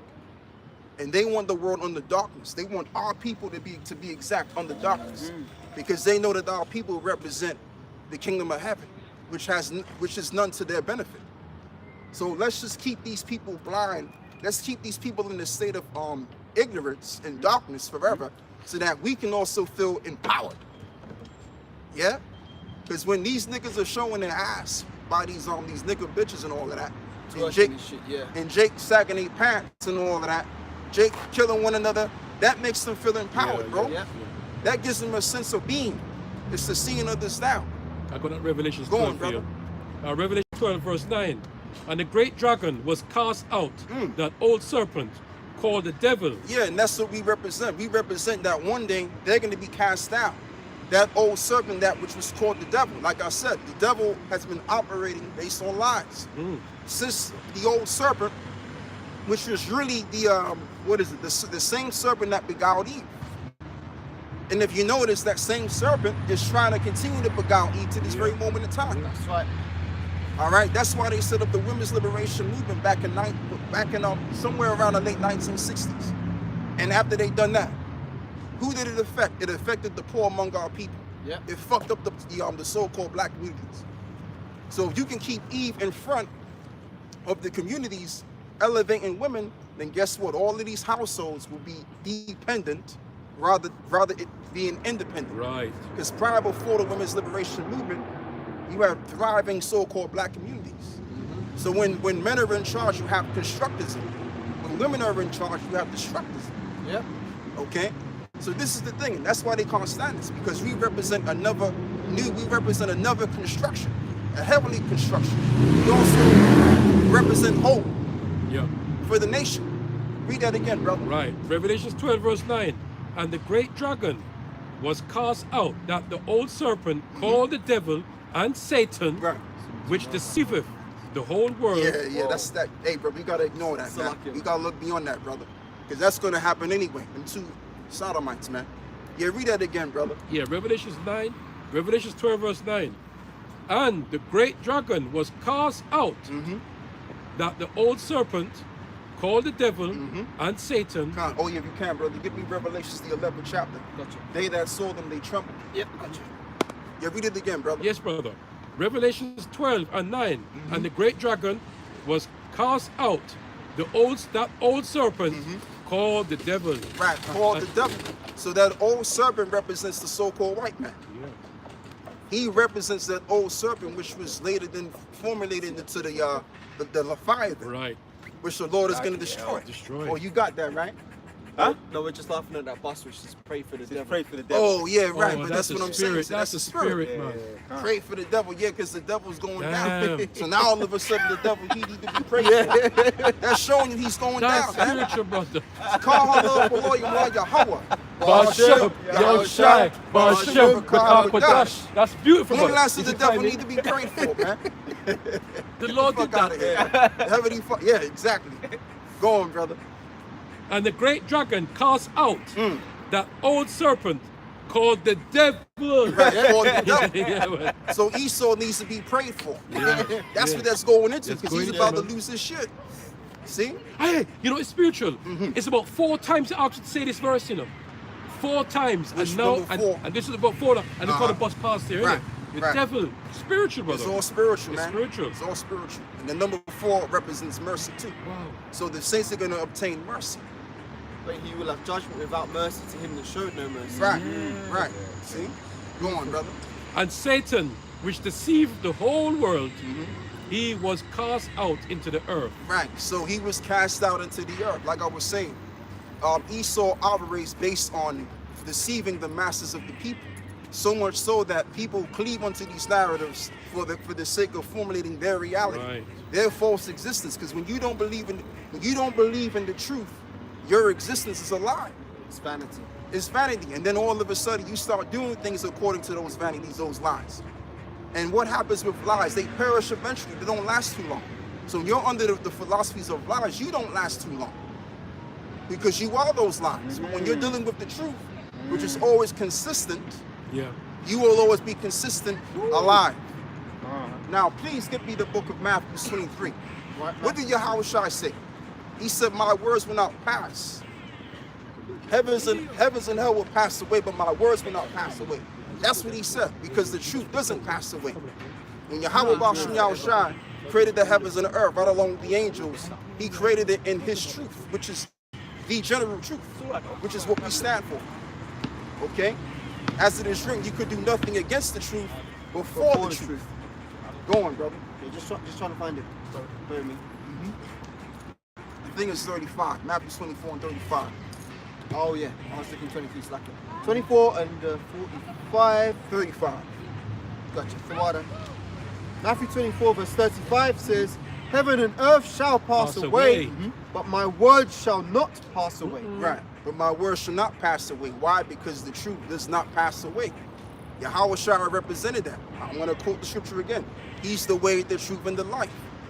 This world isn't the way, the truth, and the life. This world is the way to lie and to death. Okay? Because lies only but last so long. So this world is what? Temporal. That's why Paul said what he said. Yeah. Let's please someone pull that out for you. You know what I'm talking about, what the Apostle Paul said. Temporal things. Yeah, because this world is temporal. So if you believe in the world, if you believe in the rudiments of this world and you're connected to these things as well spiritually, then you are going to perish in like manner. So it's what spectrum you want to be a part of. Do you want to be a part of the spectrum of Yahweh Bashim Yahushai, or do you want to be a part of this temporal spectrum, the physical realm that we do see? This is 2 Corinthians 4 and 18. Like Benjamin said, you're not seeing it. Right, this is 2 Corinthians 4 and 18. 17, let's start actually. For our light affliction, which is but for a moment, worketh for us a far more exceeding and eternal weight of glory. Rerun that. 2 Corinthians 4:17. For our light affliction, which is but for a moment. Right, our light affliction, which is but for a moment. Because this physical realm is only but for a moment. So even our sufferings in this physical realm is but for a moment. Go on. Worketh for us a far more exceeding and eternal weight of glory. Because eventually the Israelites are going to obtain that excellent glory, that exceeding eternal weight of glory. Now hold on to that. Give me the book of Daniel 7. Come. Somebody get Daniel 7. Because the Lord already made it very clear that the saints will possess the kingdom forever and ever, and only in forever, which is what we are. We're those saints, aka the Israelites, aka the Jews. And just like Kanye West said, how can I be anti-Semitic when I am Semitic? Oh yeah. Which is true, because we are Semitic. All right. So he's right on that. Go on, brother. Right, this is verse 7 and verse 26. But the judgment shall sit, and they shall take away his dominion to consume and destroy unto the end. And the kingdom and dominion and his greatness of the kingdom under the whole heaven Right. shall be given to the people of the saints of the Right. Most High, whose kingdom is an everlasting His kingdom is an everlasting kingdom. So it doesn't really matter how much this society suppresses our people with so many techniques and tools. We're going to be blessed regardless, because that is what the Lord says. That is a part of the Lord's story. Hence you have the term his story. This is not the story of the so-called white man and their satanic God, whom Satan is really a power in relation to the Most High power himself. And Satan is only doing the bidding of the Most High power. So even Satan is on our side. The spiritual demon Satan is on our side, if you can grasp what I'm saying. Because we serve a power that controls all entities. Entities that you can see and what you don't see. Go on, brother. And the greatness of the kingdom under the whole heaven shall be given unto the people of the saints of the Most High, Right. whose kingdom is an everlasting kingdom, Huh. and all dominions shall serve and obey him. And all the minions, meaning all powers, are going to serve and obey him. Because all powers come from him, as it is written in the book of Philippians. All right? That all of those creatures, when he comes about, all of those creatures are going to bow to him. So this is the power that we serve. So we're in conjunction with this power, where everything's going to bow to him, then they're going to bow to us too. So this is the promise that the Lord is going to actualize through his son. Go on, brother. If I may, Baba Kashar, there's a phrase that I've heard being thrown around on the internet called being on the right side of history. Right? Now, a lot of the people in the LGBTQ community who are championing the rights for all these people, they say, well, you want to be on the right side of history because, you know, in the future, these people are going to be accepted and, you know, they're going to be, everything's going to be for them. Well, they're actually wrong. Being on the right side of history, I mean, as the elder said, history, we're talking about Yahweh Shai. That's why Esau wants to put Yahweh Shai out of the equation by changing the term Anno Domini, or Year of our Lord, to Common Era. So they're trying to exit Yahweh Shai out the scene, but really, the elect, the saints, the ones who are doing the work, they're going to be on the right side of history, and to be on the right side of history means that the narrative is going to be suited around you. Yes. So we're the ones who are actually on the right side of this thing. Yeah. Because Even though, I say, because as you say, Brother Caleb, because they're not in trouble as we are. You see? So that shows that we're on the right side, you know what I mean? Can I bring a scripture, Bob? Go on, brother. All right, Hebrews 12, verse 10. For they verily, for a few days, chasten us after their own pleasure, but he for our profit, that we might be partakers of his holiness. Right. Now no chastening for the present seemeth to be joyous, but grievous. Nevertheless, afterward it yieldeth the peaceable fruit of righteousness unto them which are exercised thereby. Right. Wherefore lift up the hands which hang down and the feeble's knees. That's right. So because and what I want to do is I want to elaborate a little bit more on what I just said. Yeah. Now, if you can, brother, give me the book of Job, the 2nd chapter, because I just made a statement. I said, well, Satan is even on our side, and I'm going to explain what I mean by this. Yeah. That's deep now. I know where you're going, Elder. That's Job, deep. the 2nd chapter says, again there was a day when the sons of the Most High came to present themselves before Yahweh, and Satan came also among them to present himself before Yahweh. And Yahweh said unto Satan, from whence comest thou? And Satan answered Yahweh and said, from going to and fro in the earth, and from walking up and down in it. And Yahweh said unto Satan, hast thou considered my servant Job, that there is none like him in the earth, a perfect and upright man, one that feareth the Most High and escheweth evil, and still holdeth fast his integrity, although thou movest me against him to destroy him without cause. And Satan answered Yahweh and said, skin for skin, yea, and all that a man hath will he give for his life. But he put forth his hand now, and touch his bone and his flesh, and he will curse thee to thy face. And Yahweh said unto Satan, behold, he is in thine hand, but save his life. So Satan went forth from the presence of Yahweh to smote Job with sores and boils from the sole of his foot unto his crown. Yeah, because now I'm going to say what I'm going to say on terms of what the statement I've made, right, about how Satan is on our side, because all Satan is to us is a spirit that brings resistance to our lives, that brings hellish conditions to our lives. But those hellish conditions are supposed to make us much more stronger. Right. Yeah.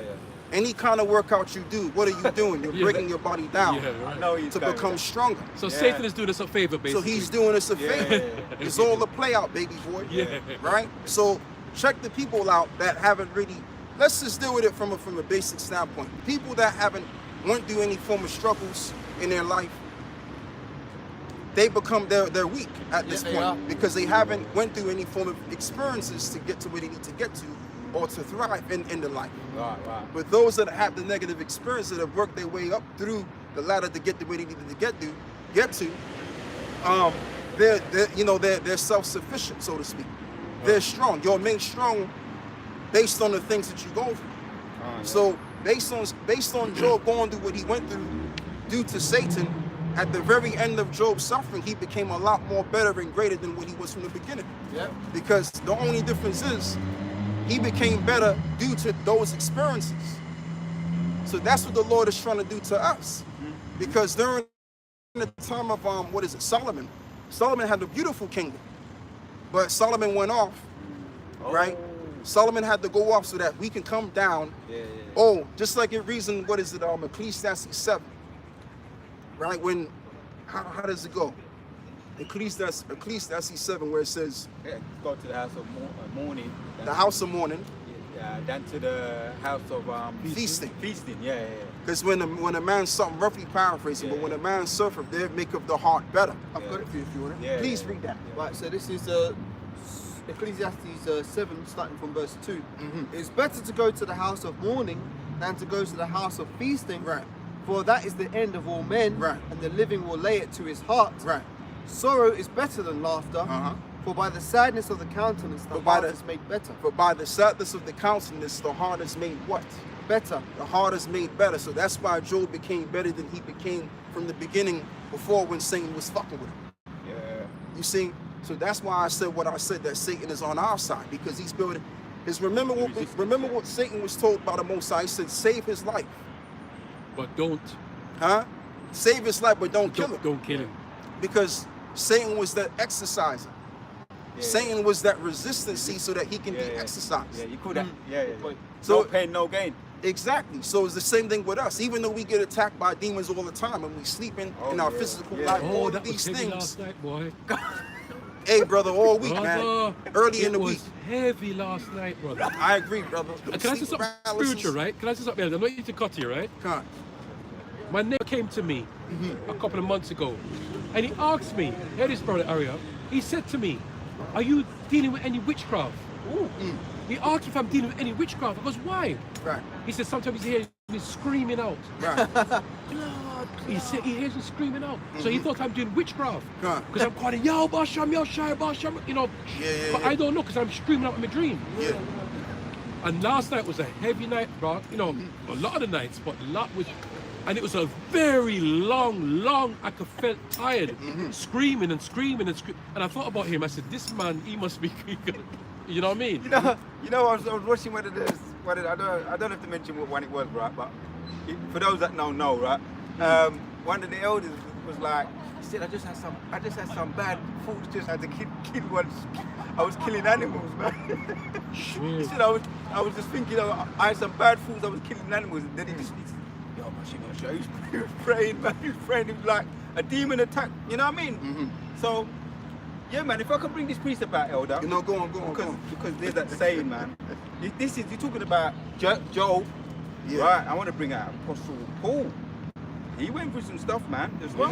Just a little, just 1 or 2 precepts, 1 or 2 verses rather. Acts chapters 26 and 14. Yeah, it says, when we were all fallen to the earth, I heard a voice speaking unto me, saying in Hebrew, in the Hebrew tongue, Saul, Saul, why persecute thou me? Right. Is it hard for thee to kick against the pricks, And he said, why art thou Lord? And he said, I am Yahushua, whom thou persecuted. But rise and stand upon thy feet, for I have appeared unto thee for this purpose, to make thee a minister and a witness both to these things which thou hast seen, and that those things which I will appear unto thee. Getting to the kicker. Delivering thee from the people and from the Gentiles, unto whom now I send thee, to open the eyes and to turn them from darkness to light, and from the power of Satan unto God, that they might receive forgiveness of sins and sins and inheritance among them which are sanctified by faith that is in thee. Apostle Paul, before his eyes were open, he was persecuting the Christian, and then Yahushua had to pick him up off the horse and dash him off to the ground and open his eyes. And it was a spiritual attack though. But it was Yahushua that did it, was dealing with it. You know, to wake. He was talking about sometimes you get. You might think that they're left hand side. Really, the Most High is sending them. But this is what I'm saying. Yeah. That's the point right there. It's the Most High that's sending those left-hand side spirits to test what you made out of, man. And it's to really build, it's to really exercise your spirit. Like Yahushua, for example. Yahushua went through a 40-day, 40-night fast. So you know he must have been out of it. Because I did, fasting for three and a half, almost the fourth day. I was dead. You know what I mean? I couldn't do anything. I felt like I was out. You understand? The nigga was out. So, you know, I know what that feels like. Times that by 10. So he was knocked the fuck out. So Satan was tempting him at his lowest point. But he still overcame him, even at his lowest point. And really, ultimately, when you really deal with it, and this is just me personally speaking on how the Lord did what he did. I'm talking about the Most High, the Father. Right? I see it as this. It really prepared him to deal with the cross. Because remember, he prayed, 3 times? Yes. For that to go beyond him, that pathway of dying to go beyond him, right? Because even at that point, he was at his lowest point right there and there. But he already dealt with that already by dealing with Satan on a 40-day, 40-night fast. He already had dealt with that low point.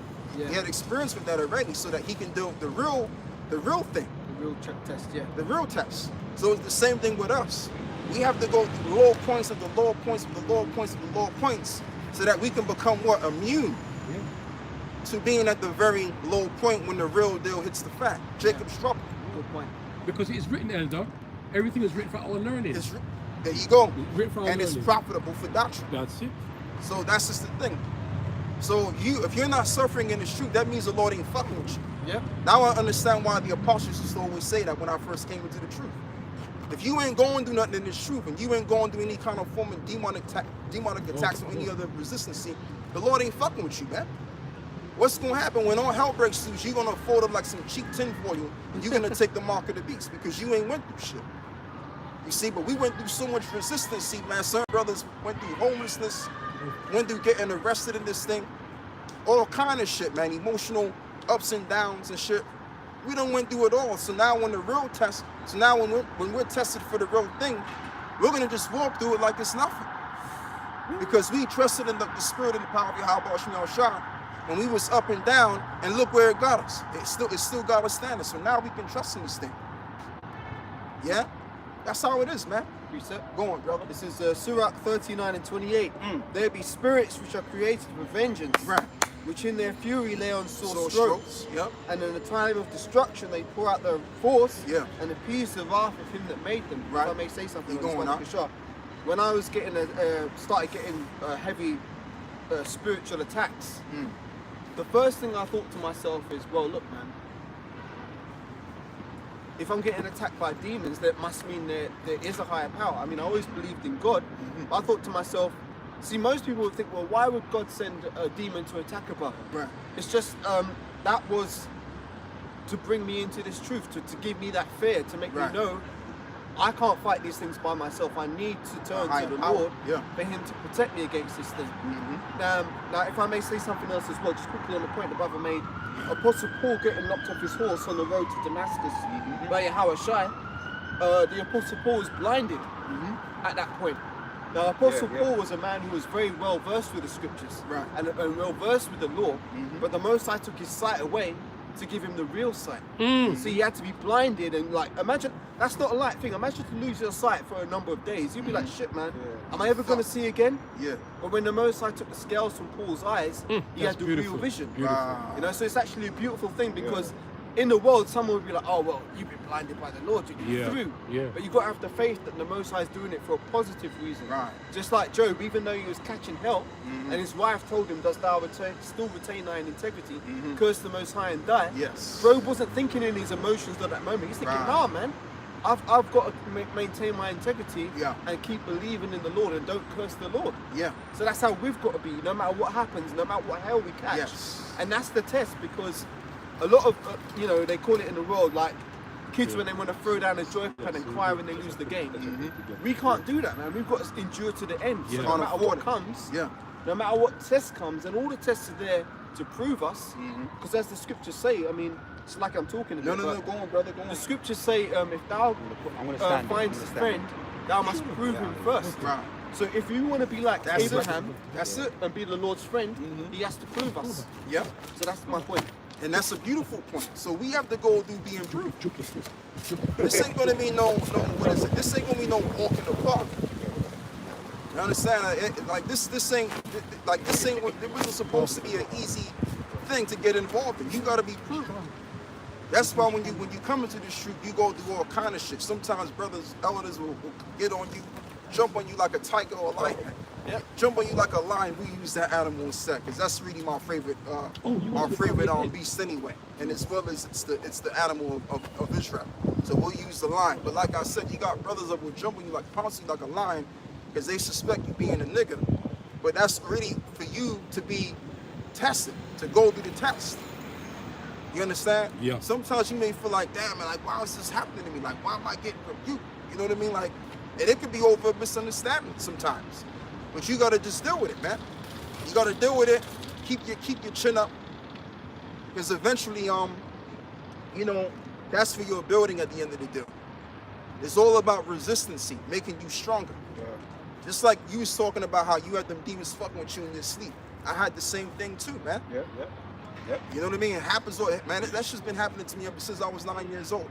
But when it does happen to me now, I don't get fucked up about it, because I know how it feels. I've been through that for the past, 20 plus years of my life. So I'm immune to it. I don't get scared anymore. So this is the thing. So when you're going through all kind of hell, diverse hell and shit, and the real hell comes around, you ready and prepared, my nigga. That's right. I don't mean to sound like that, but you know, that's just me, that's just the spirit, being me, man. You know what I mean? I'm being real. If I Go may- on, So lucky, you want to You go, brother. Finish. I was just gonna say, and it jumps out my head. You go ahead. Jumped out my head. It probably is gonna come back to you. Yeah, Lord willing. Yeah, so like what you were saying, you gotta be I've proved. got mine too. Hey, that's the spirit. That's how it goes sometimes. You know, you must have snuck him out. Yeah. I'll take his one. Right. Back to you, Alden. Yeah, man. So I mean, like that's how it is. The Lord deals with men by chastising them. I just remember Elder, right? Yeah. Like I said, Give me that precept. Despise of the chastening of the Lord. Yeah, because sometimes when these demons are messing with us, in our sleep, if you don't know any better, it will freak you out, right? Because I remember when I was younger, I used to run and turn the light on, right, or something like that. But you know what? When it attacks me, you call upon a name. Yeah.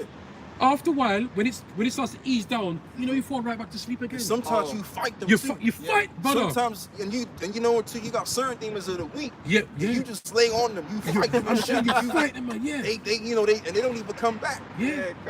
That happens It's heavy, sometimes. it's heavy, I brother. remembered what I was going to say now. Go on, spirit. And that's actually a good thing, because if you notice, most people in the world, they don't experience these kind of demonic attacks. Yes. But that doesn't mean that they're good. Yeah. It basically means that, how do I put it? They're already so far gone into Thank the you. world There's no need. that there's no need for Satan to fuck with them. Right. He wants to fuck with the people who are like, because think about it, Satan enjoys this, right? So it's like, I want to fuck with them guys. Like, I want to make Job go off, because he's someone who's highly esteemed by the Most High. Right. You know what I'm saying? So those every day, like you said earlier, the background characters in the film, they're not aware of what's going on. They don't even, they're so far gone, they don't even believe in the spiritual realm. But because we're actually, Lord willing, potential elect candidates, that's why we're being fucked up. But anyway, that's the point. You called for precept, didn't you? Yes, I did. But the ultimate thing of the matter is, man, we've already won. We've already received the victory. We've already been saved already. The game of reality has been written to our suiting. So no matter how these devils are standing over us and reminding us in our reality that we ain't shit, realistically, they ain't shit. That's right. That's why they have to perpetuate the lie that we ain't shit to combat the truth. But the truth is always consistent, baby boy. The truth has been, hey man, through the knowledge of truth, all of this exists. So you can't combat us with lies. No. That's why Vocab alone, he's losing crazy. They man, certain cats, they don't found out that he's following Transformers and shit. Ooh, what? Yeah. He's following Transformers on the YouTube or particular social media outlet. What kind of fuck? No, that's not wise, is it? That's not wise. The Most High, the Most High's bugging him out, man. I always was saying, well, when's that? Because I'm about, brothers, we want to see what's going on. Like, when you see, then he actually can be so bold to stop undermining our elder and apostle. Of course, we was praying for justice to come on him. I didn't put up no curses or nothing like that, but we know in time, what the Most High's movie, He reveals things, He will man. start to, Yeah, that's why you gotta let shit play out. You can't get emotional.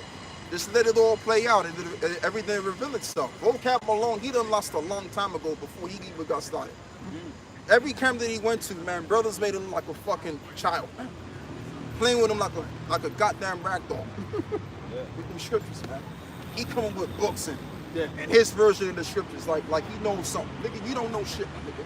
Go on, brother. This is Hebrews 12, starting at verse 6. For whom the Lord loveth, he chasteneth, and scourgeth every son whom he receiveth. Right, to make the heart better. So when the heart is better, you become better. So during the time of Solomon, that kingdom was beautiful, but it's going to be even better because all of us went through the struggle to become better so that the kingdom can be more better and greater than it was before. Yahushua went through the struggle that he went through and all of the disciples at the time, and now we have to go through it once again. So that when the kingdom is set up, we can appreciate everything that the Lord did for us. That's what this whole story of life is all about. It was making the good souls to be better people among the children of Israel. Because we all went off. We all disappreciated what the Lord did for us.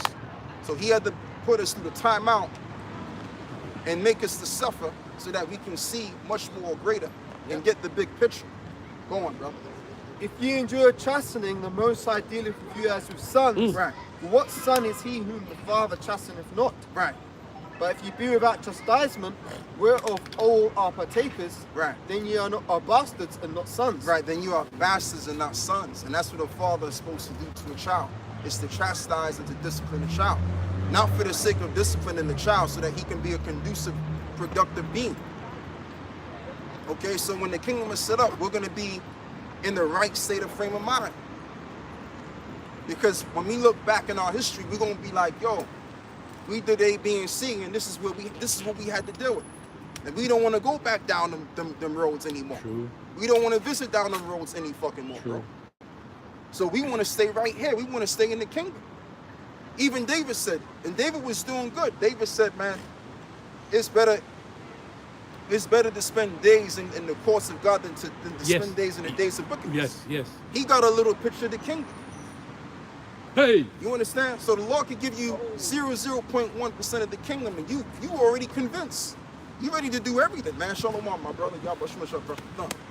You know what I'm saying? So this truth, man, is about being kingdom minded, because we're gonna obtain the kingdom. Fuck what the world gotta tell you. Just because you see something, you smell things in this room, and this reality is what it is. This shit ain't real. The real world is the world that we don't see. All right. Always remember that shit. Fuck what this world gotta say. If you believe in what this world tells you, you are this world. If I may. The plan for the saints is to read the knowledge so that they can obtain the kingdom. That's the plan of the saints. Read about the kingdom, be the kingdom, and you will obtain the kingdom. Yeah, Romans 8 verse 35. Who shall separate us from the love or the anointing? Nobody can. Go on, brother. Shall tribulation or distress Right. or persecution Right. or famine or nakedness Right. or peril or sword? And the sword comes in many forms, right? But because of the love, the Lord loves us so much, Yeah. nothing's going to separate us. And not only is it to make our hearts better, but to prove our love Yes. for this doctrine. Like you've had many guys that left because they had went through certain circumstances and all of that. Whether it was they lost their job or they, or was they woman or whatever, right? Yeah. So they let that get the best of them. So that was all the test to see where the nigga's heart was at. Yeah. Feel me? So his heart wasn't in the right place because he let those things deter him from the faith. But see, when you the kind of brother where you withstand, even though all of these hard times come your way, and you still believe in this thing, it's really because you that dude, and you really about it. You really about this doctrine, this truth, man. You really love this understanding. So your love of the Mashiach Yahushua is proven through adversity. But through adversity, once again, the heart is made better. Yes. Yeah. Go on, brother. This is because we were talking about the invisible things are greater than the things which are visible. Right. This is Romans 8, starting at verse 6. For to be carnally minded is death. Right, even the dog had to get a part of that vibration, man. Go on, brother. To be carnally minded is death, but to be spiritually minded is life and peace. Yes. Because the carnal mind is enmity against the Most High. And that's what we gotta stay our mind on. We gotta stay our mind on knowing that we have to be spiritual. Because the spiritual is in conjunction with the truth. The spirit lasts forever. Energy doesn't dissolve. Only the flesh dissolves. The spirit is always eternal. The truth is always eternal. So when we're down with the truth and we're being spiritual at the same time, then we can see no death. And how do we reach that? By sticking to the doctrine of this truth, which allows us to be perpetual.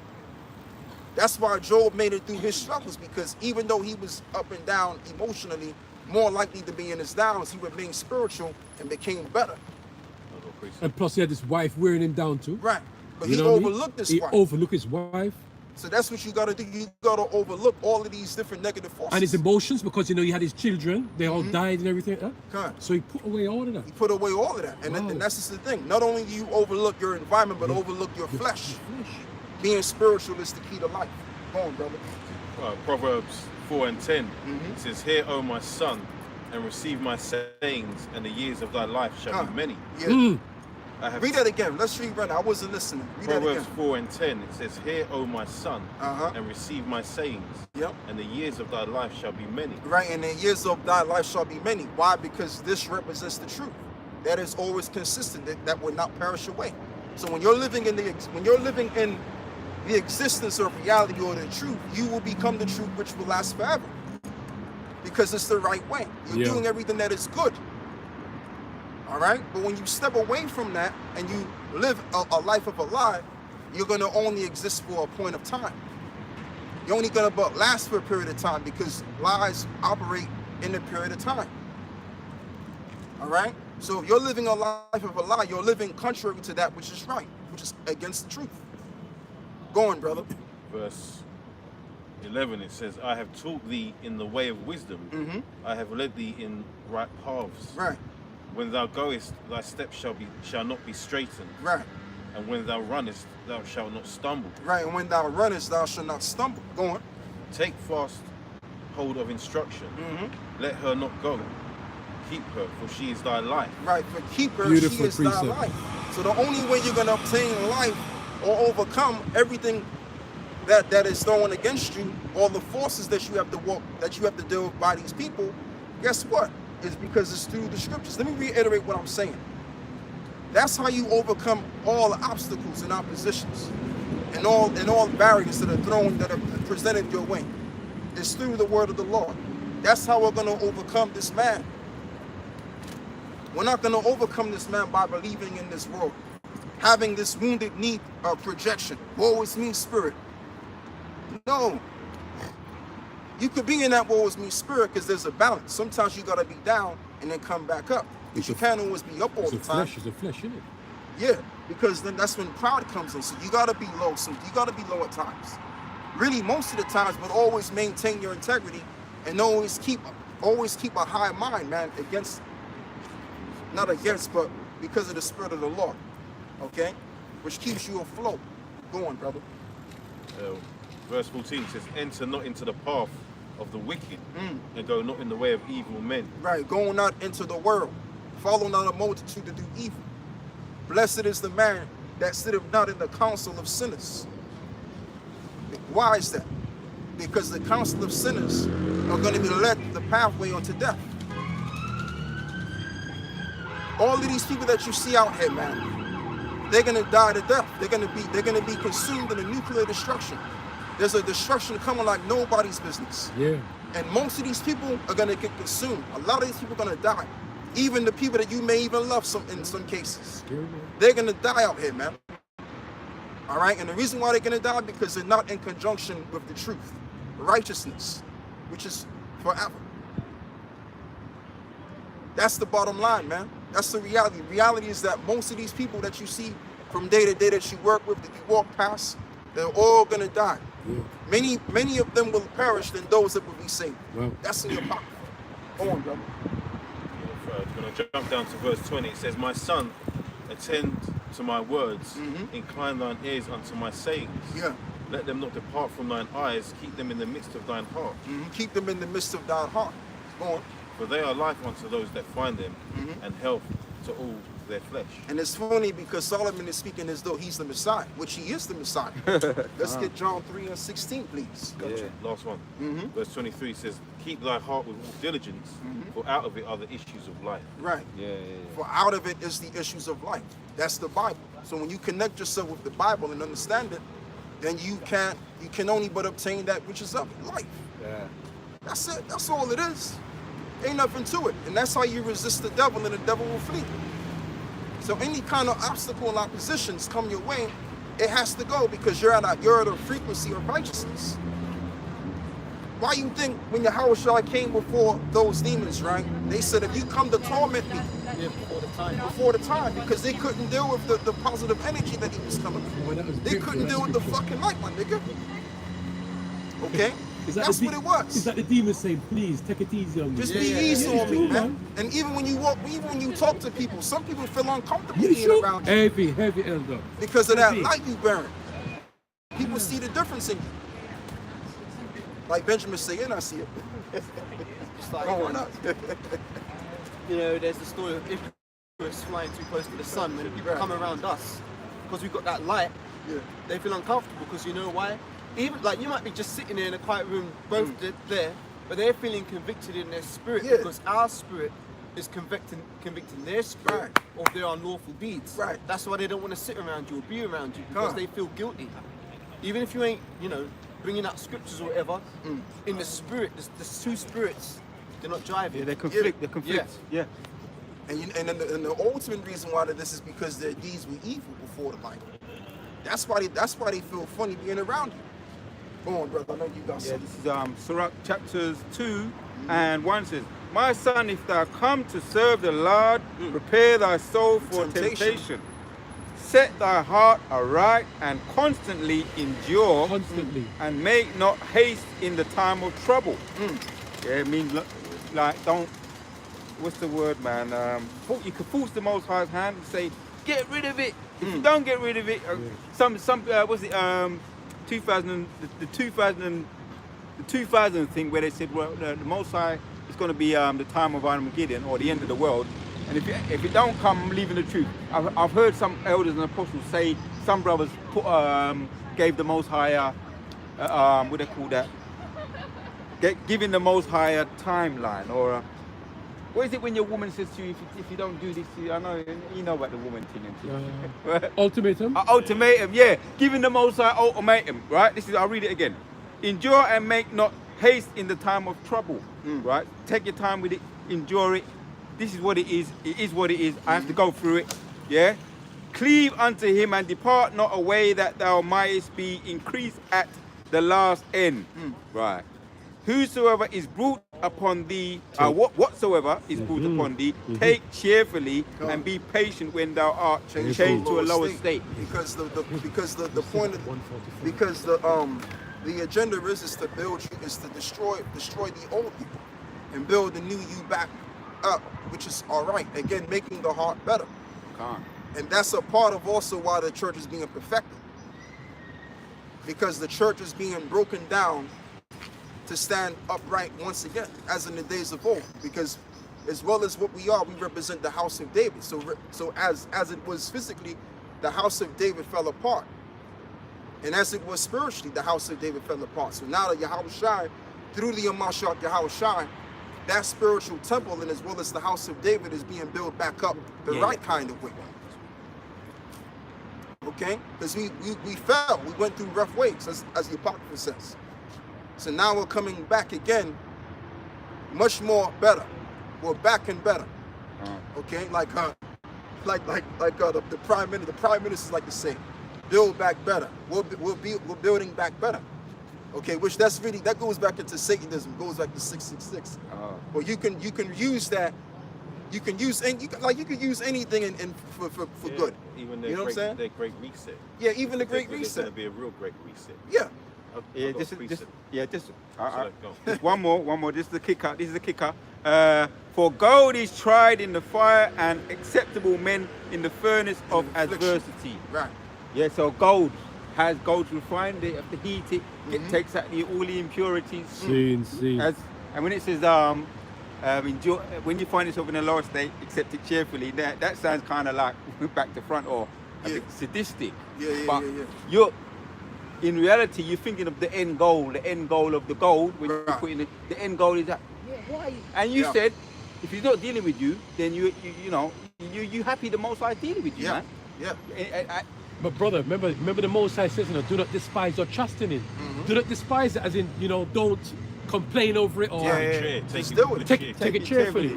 Go on, brother. The end result. The end result. Looking at the end result. Oh yeah, you could. Fuck, my arm is hurting me, right? But the end result, well, my arm gonna get and the Lord stronger. knows. And He knows. That's he knows it, man. Slap you, brother. I just wanted to bring this up. Good point, brother. The brother brought up a point about how the word it basically calls these people out. Puts demons on them when they hear certain things. Hebrews 4:12 says the word of God, the word of the Lord, is quick and powerful and sharper than any two-edged sword, piercing even to the dividing asunder of soul and spirit, and the joints and of the joints and marrow, and is a discerner of the thoughts and intents of the heart. So basically, what it does is it gets in people's spirit. They know that they're doing some wicked shit. I remember when we was teaching. Hey, you brothers, you got the floor, man. I remember when we was teaching in Peckham one time. You remember this, and one of the brothers was talking about Esau, and he mentioned that Esau is the devil, but he said it, the so-called white man. He said the so-called white man is the devil, right? And this black woman, so-called black woman, lost her shit, man. She's literally running up and down the area of the camp, holding her head in despair, saying, no, the white man is not the devil, like bugging out. Like. So that, that's just an example of what this thing does. Yeah. It's like when they exorcise a demon, like you got the movie Exorcist. I haven't seen it, but you hear about all kinds of things, man, in that movie Exorcist. Things happen and like vomit and all that kind of. It's like she was being exorcist, man. Yeah. Oh, the unclean spirit manifested up in her. Has just started to reveal itself. But if I may say something, it's a good point because there was something in the news I wanted to talk about, but I'll get back to that if it comes back to my head. But the point of the word of the Lord being quick and powerful. See, we're not like most people. Most people, they don't really pay attention to what they say. For example, if someone, like when people come up to the camp and they converse with us, we're dealing with them spiritually. We're paying attention to everything they say. So whatever spirit's in them, we can kind of read it and we're like, hang on a minute, you got a problem with the truth because of X, Y, or Z. Now, in the world, most people, they just say things and they don't think. But when they come around someone who's spiritual, for example, us, it's like they're being put on interrogation. You know what I'm saying? It's like they feel like they're on that seat and they're being grilled. And they don't like that. So again, that's another reason why, what does the scripture say? The wicked flee when no man pursue it. because they can't come around, they can't really endure for any length of time. And the reason why it is, because like you were saying, I just want to like build on what you just said, because when you think about it, like the brother Ramya was peeping his live a little bit, and he did mention that like you got to be a cheerful giver. Like when you're teaching this word, you got to be in the right kind of state of mind, man. You can't be coming in the state of mind, oh, I ain't really ready to really be, you know, to do the camp thing, you know, which is true. Because when you do the work, man, you got to do it in a particular kind of a spirit, a positive, charitable kind of spirit. Yeah. If you're in the camp and you thinking about something way outside of the camp or the scriptures, man, then you keep doing that shit, you're gonna be out of the camp because your mind is out of the camp. Yeah. That's right. You see, so you have to be within the unity, the unification of the spirit. That's how it is, man. That's how you gotta deal with this thing. Mm-hmm. You got to do the work. Like this times where brothers faulty, you may not do your videos on time, whatever, because you got something going on in the world. Like things, like shit happens. We're in the flesh. Things happen, but you always got to maintain yourself. You always got to stay in junction with the spirit of the Lord and know, okay, I got to do the work. I got to do my videos because it's all about the spirit. Because check this out, the Lord ain't judging you based on your outward appearance. He's judging you based on how you are in the spirit. The Lord looking not in the outward appearance, but he looking in the inward man. Yeah. So he's judging who you are in the spirit. So every brother has to be very careful in how they are in the spirit. That's why I wanted to say something on that. You know, that's why I wanted to speak on and say what I wanted to say. Because that thought just was bothering me, you know? Something came back to my mind, if I may bring it out, Baba Kashar. Just something I saw in the news yesterday. Alex Jones was fined however much million pounds over the Sandy Hook shooting that happened back in, like, what was that, 2013? 9 point something, almost $1 billion. Yeah. Just under $1 billion. That's all. Yeah. But this is all theatrics by Esau, because Alex Jones, they're being fined shit, right? And so, and just to jump on, I just want to say, first and foremost, You how you ain't going got to that put kind of money, man. exactly? How you going to put a payment on the man like that? He hasn't even got the poster. You was just going to go into. Just wanted to make that point. Yeah. Alex Jones, right, from day dot, he was set up to be knocked down, because he was set up to draw conspiracy theorists to him, because the internet was basically blowing up with the truth coming out. So Alex Jones came out, and he's what you might call, they call him shills. I always knew he was a shill because he was going around with his loudspeaker, drawing all this attention to himself. And he drew a lot of people like who aren't in the truth, who are so-called, you know, truthers, they follow him, right? But he's just a puppet. So he's been set up for all this for all these years. Even when they took away his platform, that was all set up as well, because that was part of Alex Jones be deplatformed. People believe that he's actually telling the truth, right? So now they're saying, yeah, we're going to fine his ass for misinformation, right? Well, so like, can I just make another point? He is kind of, because some of the stuff he says obviously is true. So, but that's what they call controlled opposition. There you go. That's exactly it. You know? Yeah, that's exactly it. Controlled opposition. Now they've taken his ass to court. They fined him, was it 9 billion or whatever? 965 billion. 965 billion. Million, sorry. 965 million. Some stupid astronomical number. Shalom, shalom. They fined him this figure, right? But they're just going to use that as leverage to come against us. If you understand what I'm saying, because he ain't important. He's done his part now. That's we can sacrifice this pawn, even though he probably ain't going to pay a cent because he's just an actor. But they're going to use that as a springboard to say we've got to clamp down on all misinformation on social media platforms, and that gives them the green light to start targeting us, because we're the real ones they want to get to. But it's like chess. You can't go for someone's king on your first move. No, you got to set it up there, set it up there. And that's basically what's being done through this whole charade. As we said earlier, the whole world is a stage, man. And Brother Caleb, sorry. No, what I was saying is little and little, they gotta gradually get to us, because if they would have just go straight to us like that, then something ain't gonna work along the way. Yeah, they're trying to make it not look so bad, like they're pinpointing or targeting people that look at things from a black and white. Oh, they're not racist. We got one of our own there It's like, you know, what they call it, a figurehead. We've got one of our own, so we're not racist. We're universal. Yeah. To cover themselves. Just a quick precept, if I may, on my point. 2 Corinthians 2 and verse 11, lest Satan should get an advantage of us, for we are not ignorant of his devices. So we see this devil's moves, because basically this is the blessing that the Most High has given us, man. Eyes to see. Because most people in the world, they're like, well, what's like, you know, Elder Ramar says this a lot, man. The people walking up and down, they ain't got a fucking clue what's going on, man. They're walking around with their heads in the clouds and not knowing that, hey, man, we're at the we're at the precipice. The exact word I was thinking for Thawada. We're at the precipice of the greatest event that's ever gonna take place on this earth, which is Yahweh Shai's return, man. And imagine that being found not ready, when them men's hearts failing them for fear, man. Now, again, we've got to visualize these scriptures, right? When it says men's hearts failing them for fear, people are going to be dropping dead when they see the chariots, man. But you know why it is? Because they weren't ready for that vision. That's what I'm saying, man. They didn't Imagine the see shock. vision. Imagine the shock. Hey, can I just say something, right? Back to this Alex Jones thing. Esau's so crafty. Because what he's doing again, he's setting an example. Because what they do, they find him, right?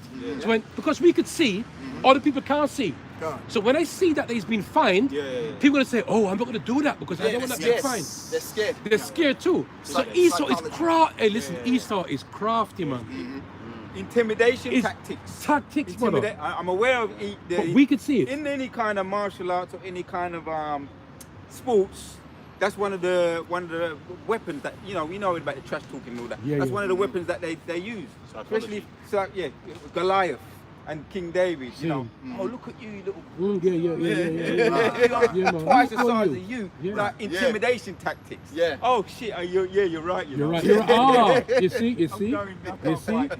You look at it from That's the carnal, heavy. but they That's don't heavy. realise it's spiritual, man. They don't that's it. See, that's why that don't affect us. You said the right thing. Because we're spiritual men, we're not shaken by these things. Like Esau's gonna threaten people's, like just like he did with the clot shot. Oh, you're gonna lose your job. Oh, you're a spreader in the community. You're not taking care of your social responsibilities. And then he tries to hurt people's pockets, going for their money. You know, he's trying a lot of things, but we're immune to those attacks. That's right. Because we're spiritual we've men. been attacked all our lives. There you go. We're used to catching hell, man. Bring it on, man. We were born in adversity. What are you going to do to us now? See, that's the big thing. And this is why, like, for example, I remember watching those guys doing videos when the C-19 thing was on. You got these military men, guys in the military talking all this good shit.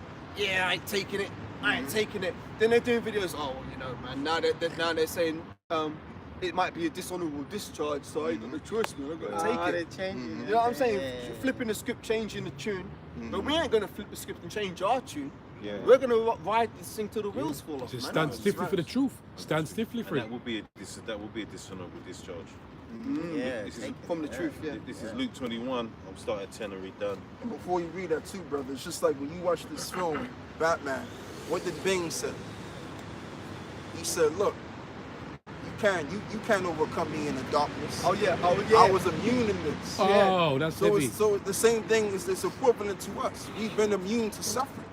So when you come down on us, it's gonna be like, you ain't gonna give us anything that we don't know. We know that feeling already. That's like an elder. Sorry to cut you. This is why we spoke last week about King Solomon. He had to know the darkness first. Right. You saw it goes deep again. Right. In order, so we can't be fooled. Right. You see? And also that's why he was able to overcome Satan, Overcome the because darkness. he knew his enemy. So if you don't know the enemy, then how enemy's gonna Heavy. overcome?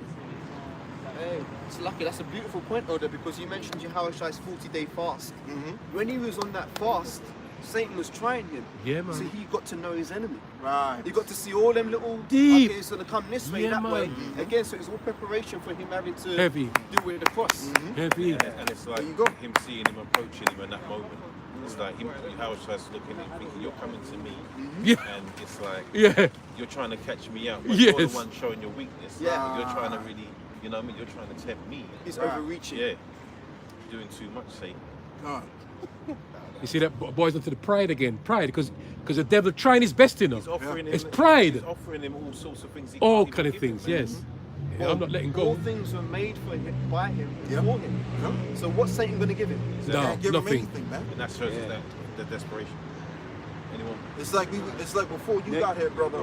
There was a bus that passed by. Oh, deep. We all saw it. Deep, It man. said, pray for Satan. I heard, pray for the Yeah, I was just, it's lucky I saw that on the way here. That's Oh, you heavy. saw that too? Yeah. That's I heavy. was vexed, man. That's what a woman was saying on your Yeah. video, innit? Yeah, I Are was you going to lose your salvation for for the hatred of for Esau. hatred of Esau? Yeah, that- So she's basically saying pray for the devil. She was talking a whole load of shit. Yeah, So lucky I didn't. Yeah, no, it says when I was driving there, I saw that billboard, and I said, all right, fair enough, look, you know what, Yahusha has to come very soon now. But there was another billboard, and it's called the Bro Love Story. Oh, I saw that. Yeah, and Oh, it's got right. two two men. guys touching each other's asses. Yeah, so Fucking disgusting. Man. yeah, I know. Man. So like, It's crazy, man. But what we were saying was, as you saw the live, what we was basically saying is that Satan needs help. He needs all the help he can get because he's losing bad out here, man. But if you look at it at another level as well, because when you read the devil in the scriptures, man, that's also talking about Esau. Yes, He's- yeah, that's what we was basically saying. Yeah, You know, Yep. but there's no point praying for Esau. We know that. Yeah.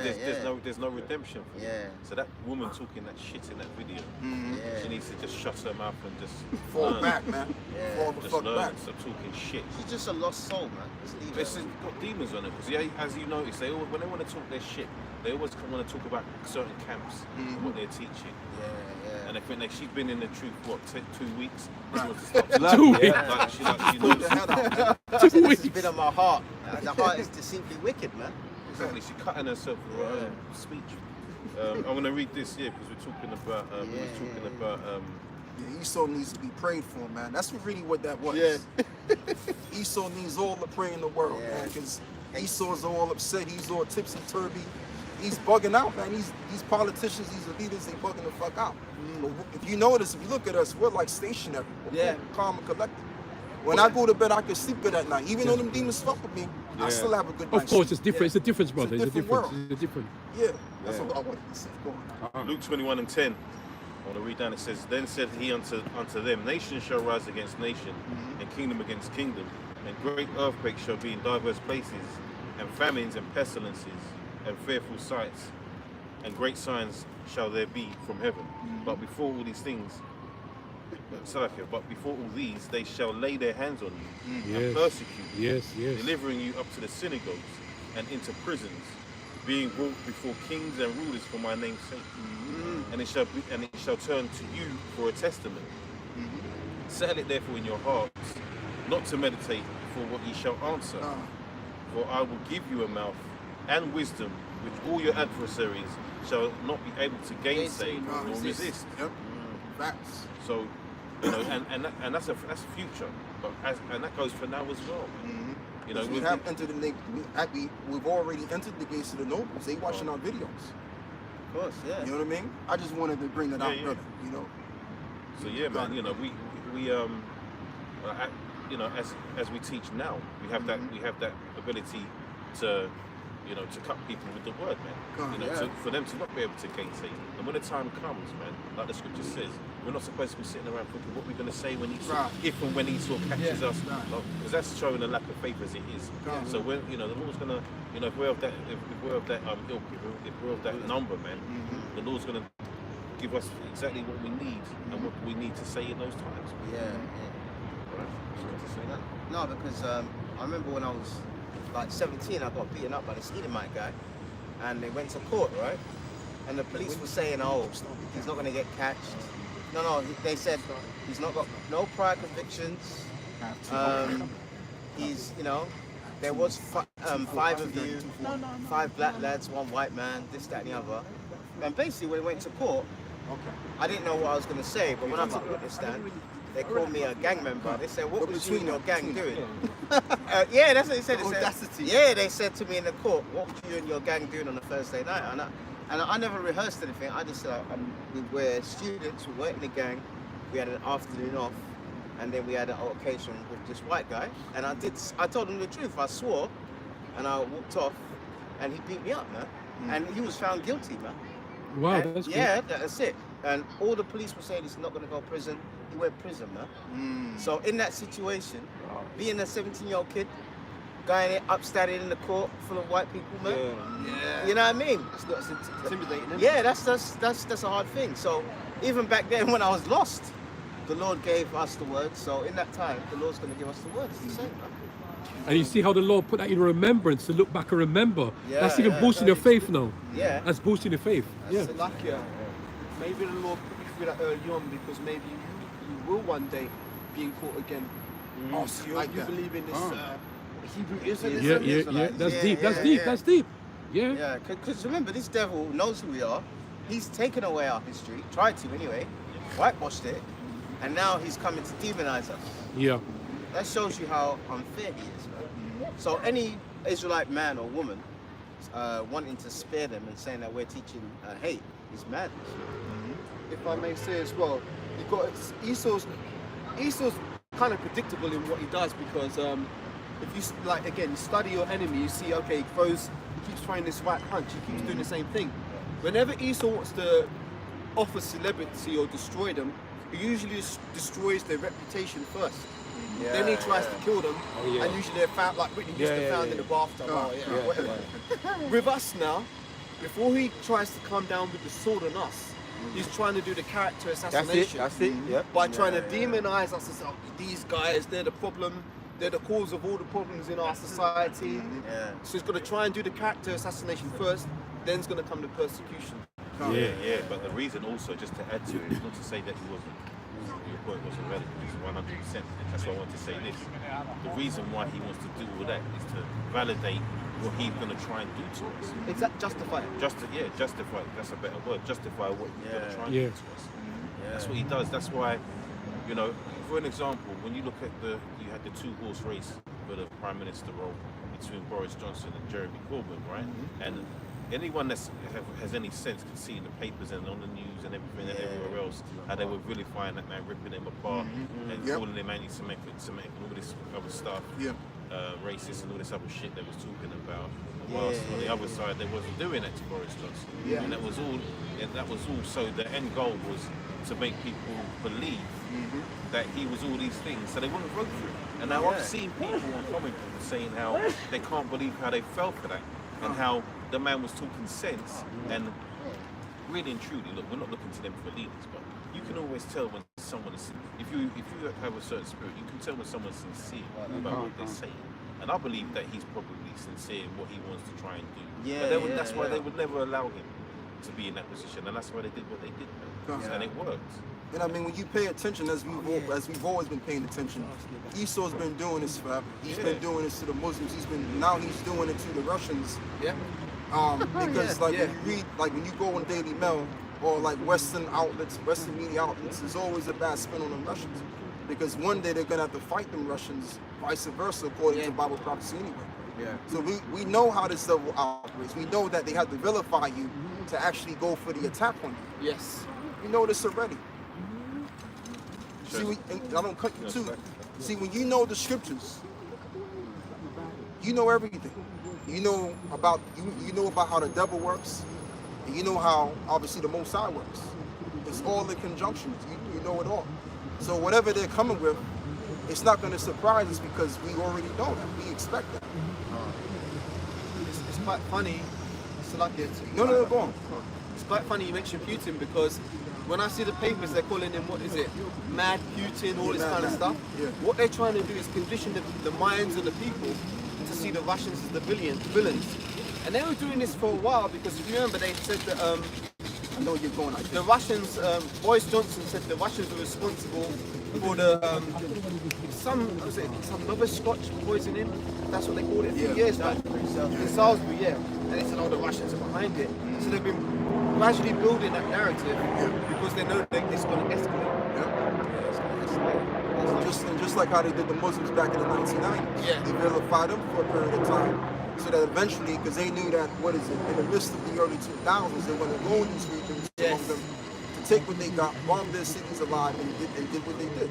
And even the whole September 11th thing was, we already know what that's about. Where the Twin Towers came down.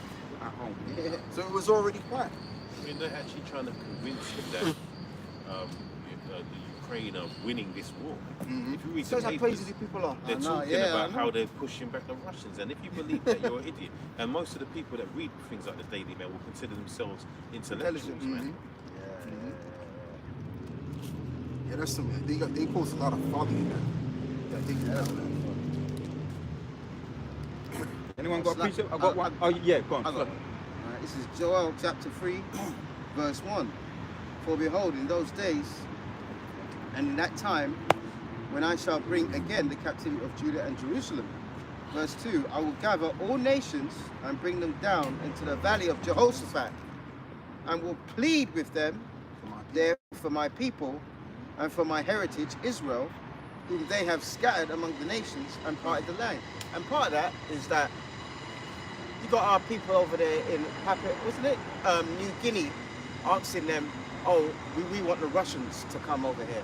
Them Russians were gonna kill you, Jakes over there, man, because they're none of your Israelites, man. Listen, Putin's not with us. You know what I mean? You Jakes are, but that's how, you know what? That's the state of our people. They're so hopeless. They've had France as a colony for so long. Yes.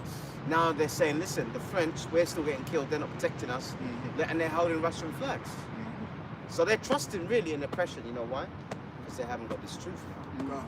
And they're stuck in between two devils. The French have been absolutely wicked Yeah. to our people, man. Yeah, And they still are man. to this day.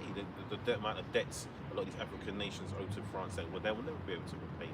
Yeah, And that's if you want right. to go back, you can go back to, you know, the French Haitian Revolution and all of that. Yep. Listen, sometimes we forget. We talk about Babylon all the time, man. But Yeah. those Russians, those French Edomites, all your Edomites are the Edomites. same, man, and you're all gonna get destroyed. Yeah, man, that's right. Man. Because you look at the western part of Africa, it's a complete mess, man. And they're always looking for someone to come and save them. But that's because they're lost. They're lost from who they are. They don't know. If they do know, they don't care.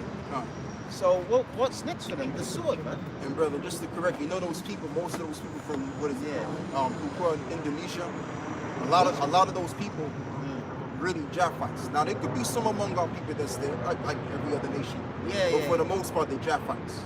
Just to Who? throw that out there. Now you know New Guinea. Oh, sorry, I meant New Guinea in Africa. Sorry. So Right. Okay. Yeah. Papua New Guinea, they're Japhites. Yeah, they're all Japhites. Yeah, and they're killing each other like how you Israelites are killing each other. Two different tribes. All right. If I may. So, all right, 1 second. So when the Russians said that they're going to do a mobilization, that's the start of Joel chapter 15. That's the Lord getting the mighty men ready. I remember Pastor Haas saying that last week. Mobilization. Yes. So that means you're like, listen, forget the economy, forget everyone starving or whatever.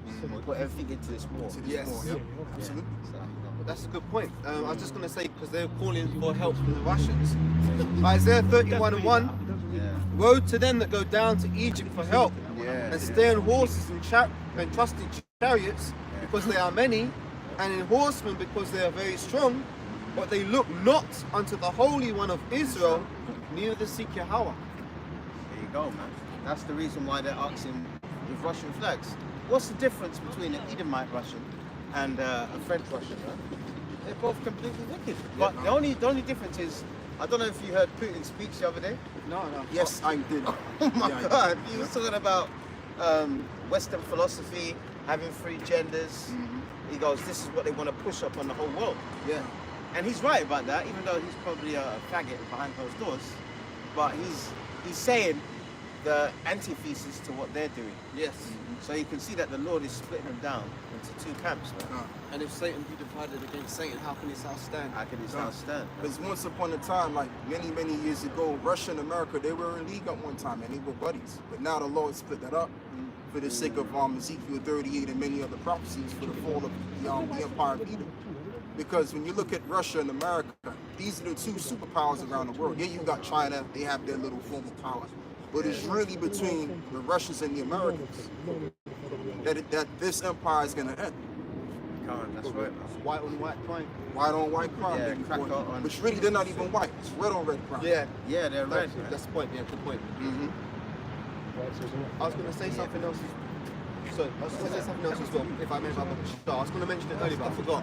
That's another thing with the YouTube, right? If you notice, we have to be very careful in how we say things. We have to say MOTB, Now, if what we're saying about the MOTB isn't true, why are they censoring it?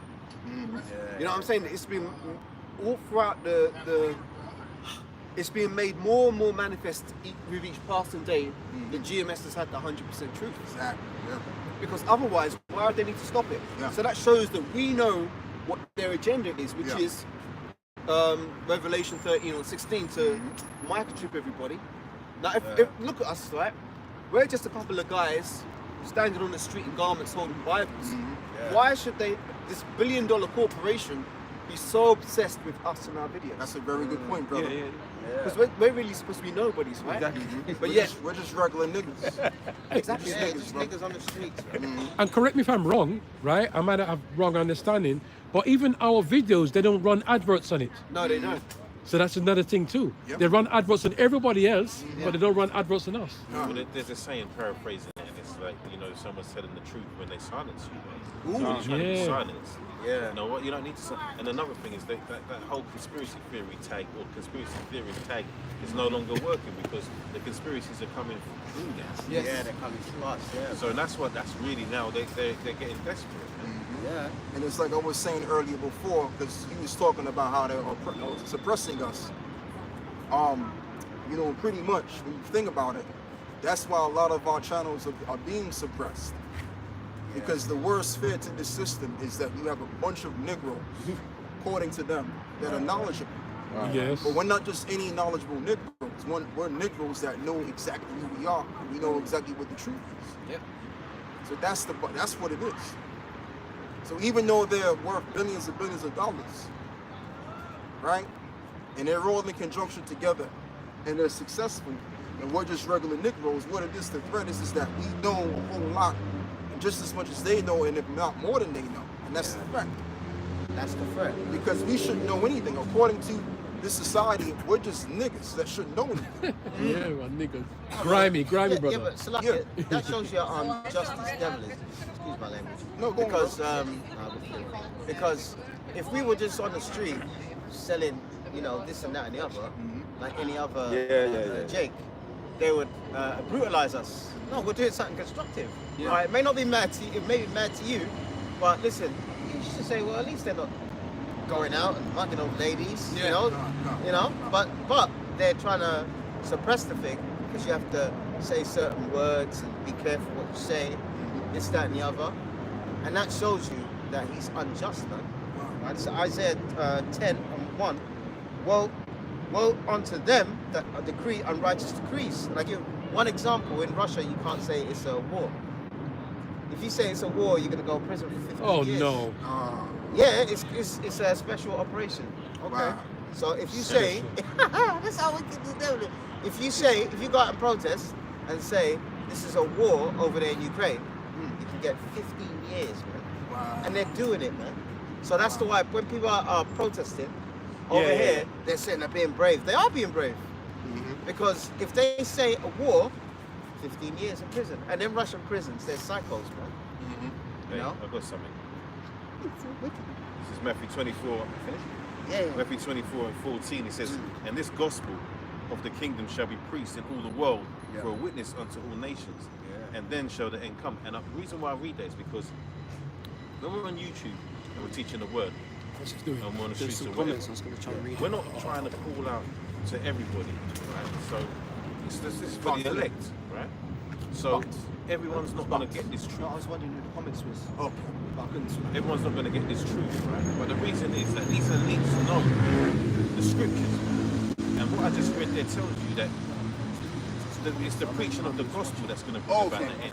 Not everybody waking up to the truth. Yeah. That's not going to happen, man. It's just for the elect. So us just doing this is bringing about their demise, you know. Got more? I want to yeah, to add to what you just read. 2 Corinthians 13 and 8 says, For we can do nothing against the truth, but for the truth. Yeah, because you were talking about YouTube, and there's this new rapper, right? Quite recent. He's talking about how he's in his rap. He's rapping about how to go about rapping a rapper. You may have heard of it. So.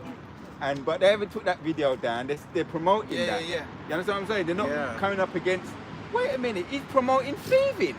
Ain't you promoting thieving? Guy doing crime? What happened? That's called conspiracy, you know. In law, right, I was told this when I was 19. If you get caught planning a robbery, that's more penalty than doing a robbery. This is what I was, and that's in their law. So this man is telling you how you know to rob a rapper. So and there was one that recently just got robbed and killed. That's premeditated crime. Right. On YouTube, you can play it as often as you want.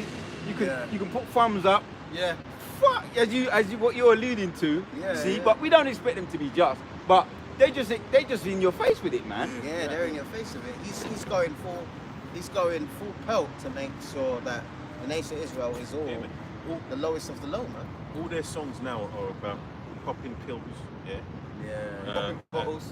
drinking, all the cars they got, killing other niggas and all this shit. Homosexuality as well. Listen, mate, and I remember back in the day, like Jakes wouldn't even rap about when drug pill popping and sniffing coke and shit. They might talk about the weed and all of that stuff, but they wasn't never talking about that.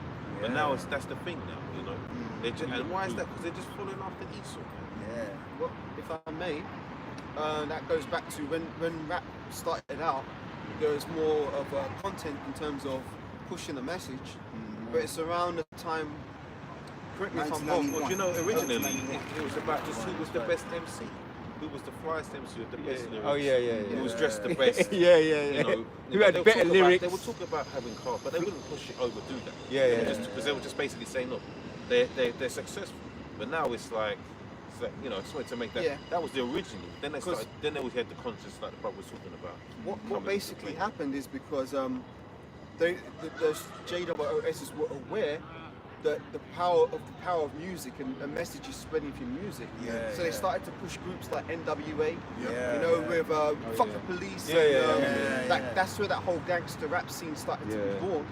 And from that point on, the Chronic, Dr. Dre. Chronic. From that, and you know what's that guy, Jerry Heller? He's the one who set that group up with Eazy-E, Dr. Dre, MC Ran. And then after that, they started to push more of the gangster vibe. Yeah, there was a whole, you brothers know this already, but this is for edification. There was a whole meeting about this, man. And I've actually got the information and some paraphernalia at home. Yeah, it was one of the Bone Thug and Harmony members. Yeah. I But think this it was wasn't amazing. from, he tells the story as well. This isn't from him. This is from a guy that was actually on the inside. On the inside. Talking about it. Yeah. Which year was this? Which year? 1990s. It was 1991. Because That's when they came about, like NWA as well. yeah, because when I used to do 89. when I was in Salaka Brothers, man. Because you know the aim is the spirit. The spirit is the passion, the spirit. But I remember I was watching a whole lot of music videos from the 80s, from that era to the 90s, and it was nothing more like it was just playing soul music. That's all it was. It was just soul music, and then into the early 90s, and it came with the gangster rap, and everything just changed. So that's all I wanted to say. You know? If I may. And that's a very good point because before that you had MC Hammer, and he was blowing up, but he wasn't robbing about. He wasn't rapping about robbing and stealing and shit. But then that gangster rap came out, and all the Jakes flocked to that because they thought that was a new cool thing. Julio. Yeah, because Julio. He did now. he was a former pastor. MC Hammer, he used to say, we pray, and To make it to the day, it was a little bit too positive for them. You know, even though it was still, it wasn't hardcore truth. It was still a little bit positive. Too positive. You know, MC Hammers was coming up kind of harder than a lot of them so-called gangster rappers. You know that? I heard he was tough on the streets, man. but he was trying to get them right. He was trying to get the streets right. He was doing another. He just came with another. And he was very generous with his money. He was trying to do the right thing. But he went bankrupt in the end because he was so got generous. himself in too many niggas. Who didn't pay him back. Exactly. Yeah. You can't do the right thing with reprobates, man. That's all they are. If you're rapping about destroying your own people, you're a black Benedict Arnold, man. Yes. Selling your soul. All right. Powerful. Selling your soul, and probably a batty boy to boot, man. That's true. So the next stage for you is the humiliation, which you're already going through, behind closed doors, and then just death, man. Yeah. All right. We're not concerned with any of them, man. All right. The Lord is using some of them to promote that we're Israelites. Use them, and then He's throwing him away like a rag tissue. You should see Kendrick Lamar now. His latest performance, he tried to be Black Jesus. I heard about it. Right, yeah, I saw that. There you go, man. So that's the. Yeah, because he came up with some truth, and they said, no, we have to stop this nigga, and now you're gonna have to go to the complete opposite end of the spectrum and start blaspheming. Yeah. I got a piece of. If these, and that shows you how wicked this time is, man. Just coming here, just vex me, man. Just seeing, I'm not fun. Just seeing them posters on the bus. It showed me. I said, yeah, whatever we're going through, you know what? Whatever the Lord needs to do, has to happen, man. Yeah. All right. It's Ephesians chapter 5, verse 15. See then that ye walk circumspectly. That means carefully. You know, like when you're driving, sometimes you see these people, you know, when they've got their headphones on, they just walk right in front of me, man. Yeah, they don't know where they are. Yeah, that's not walking circumspectly, man. Do you get what I mean? Even though I got headphones, but I'm always looking around. Yeah, you gotta. I'm telling you, you gotta be alert, man. You know what I mean? The amount of people I've almost knocked down, circumspectly, not as fools, but as wise, man. And you know, and we said this the other day. Some guy said this. My cousin said this. He goes, every black person's got their own philosophy. Yeah. So one man will think, well, this is the way to live. Then he will think the next way. That's how it's a big black mess. It's true, because you might have the saying, if he hits me, I'm gonna hit him back. But what guides you? The scriptures. So wisdom comes from the scriptures. Verse 16, redeeming the time, because the days are evil, man. Like yesterday, I say that yesterday I tried to do some of the Lord's work. Couldn't do anything yesterday, man. You know, couldn't do anything, man. It makes me feel really angry, man. So when you have the time, redeem it, man. I saw a video. There's another guy that's in his truth, and he's in a wheelchair, and he was teaching the word. That's beautiful. That's beautiful, man. You know what I mean? We're praying for people like that. And it's to show there's no excuse. Yeah, there's no excuse. Yeah, that's it. Hosea 4:1, it says, hear the word of the Lord, ye children of Israel, for the Lord hath a controversy of the inhabitants of the land, because there is no truth, nor mercy, nor knowledge of Yahweh in the land. There you go, man. By swearing and lying and killing and stealing and committing adultery, they break out, and blood toucheth blood. That's it. That's why the worst place to go is an all-black club, man. You brothers that are in this truth, and the few sisters that are watching, forget that club shit, man. Even when I was in the world, I knew those were bad places, man. Yeah, Apostle,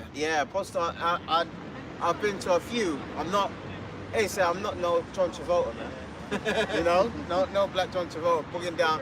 But I'm telling you, the best one I went to was in Germany, man. You know why? Because them Negroes in Germany are humble, because they're catching hell every day, man. They're not in an illusion like you are in England. Well, you went to Germany? Yeah, I went to Germany. I went to 2 clubs way before I was in the truth. And nothing but peace, man. Nothing but, yo, where you from? Nothing but women, you know, women being women, but not being rude about it. But you once here, you think you're a part of the furniture, man. you think your slave master has changed. You're gonna be in for a rude awakening, man. Leave that, man. See, there's no truth, no mercy, no knowledge of God in the land. That's why you can't blame these other races for looking down on us. You know? Yeah. Let me jump down to number 6, verse 6. It says, my people are destroyed for lack of knowledge, because thou hast rejected knowledge, I will also reject thee, that thou shalt be no priest to me, seeing thou hast forgotten. Passed away, man. Oh, yeah. She alone in her flat. I'm not sure she died in the flat, but one of her friends came, old guy, and she's from Guyana. But you know what she said to me when the pandemic was on? She said, I'm sure. No, she said, I'm not taking it. She said, may the Lord take me first. Man. Okay. Before taking any of this man's concoction. So, hey, she's better off now, man. You know, it's just her family that are going to be mourning. Was it your direct neighbor, or just? Oh, she lives in the. Right beside. Right next door, man. Wow. Yeah, 16 more minutes, brothers. Yeah, literally right next door. So, and she had sick soul like me, man. Yeah, no, she's, you know what I mean. But she's better off. It's just a family, innit? Yeah, that's the thing though. Sometimes we come down hard on Jake's, man, but we still have sympathy, man. Yeah, we empathy, still have because we empathy. know they're going through hell, man. Because we Yeah. go through hell as well. Yeah. That's what I'm saying. Yeah, because we don't hate Jake. It's just that we don't like the whippings that they're doing. That's it. Yeah, that's it, man. You know what I mean? But that scripture there in Hosea, was it 4:1 Yeah. onwards, is just a synopsis of the end times for Jake. It's just a mess, man. That's it. Isaiah 1 and verse 3, the ox knoweth his owner, and the ass his master's crib, but Israel doth not know, my people doth not consider. That's right, they don't consider that they're... And you know what, if you show them, they're not even bothered about it. So why waste your time, man? You know? That's why we talk about doing the videos and stuff like that. The people that are plugging into that are people that are bothered about this truth. They want this truth. They need the truth.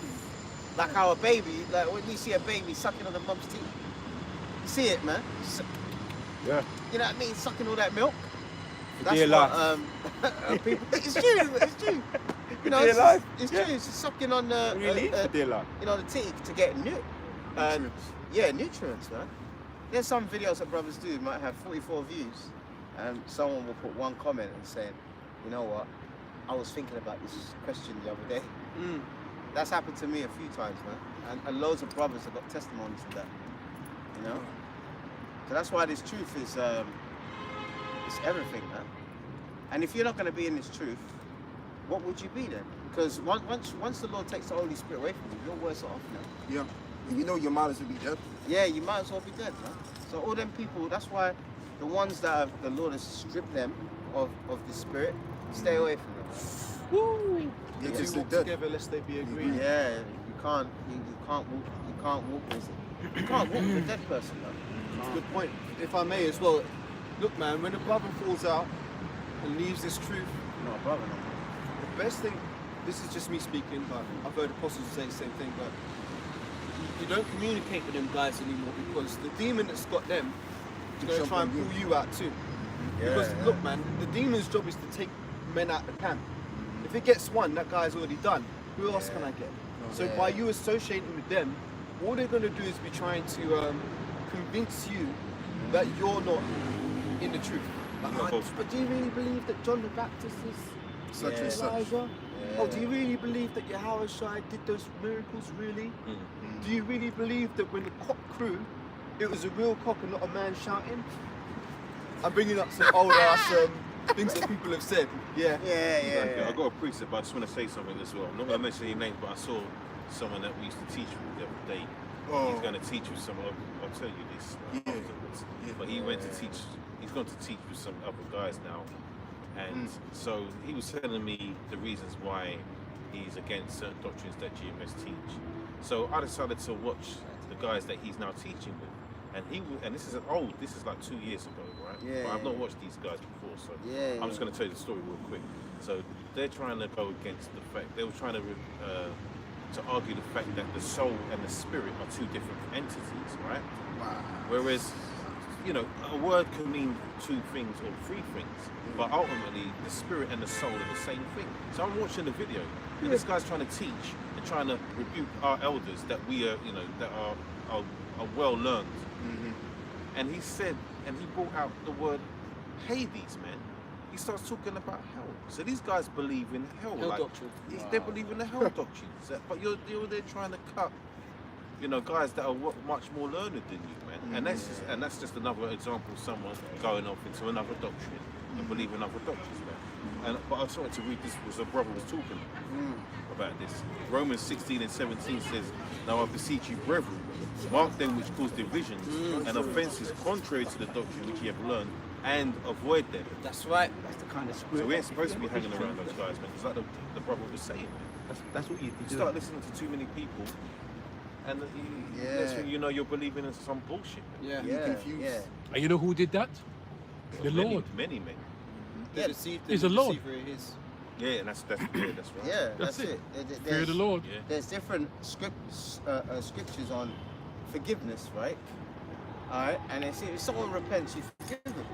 Like Luke 17 verse 3, take heed to yourselves. If thy brother trespass against thee, rebuke him, And if he repent, forgive him. Yeah. You know? So if he repents, yeah, you forgive that brother. But if he's, nah, I don't believe in what you saying and going off and doing his own thing, you leave that piece of shit to his own mad, bugged out devices, man. Second or third ammunition. Yeah. Yeah. Reject. You know? He's condemning himself, but the Lord has put the Spirit on him to do that. Man. Can two walk together except they be agreed?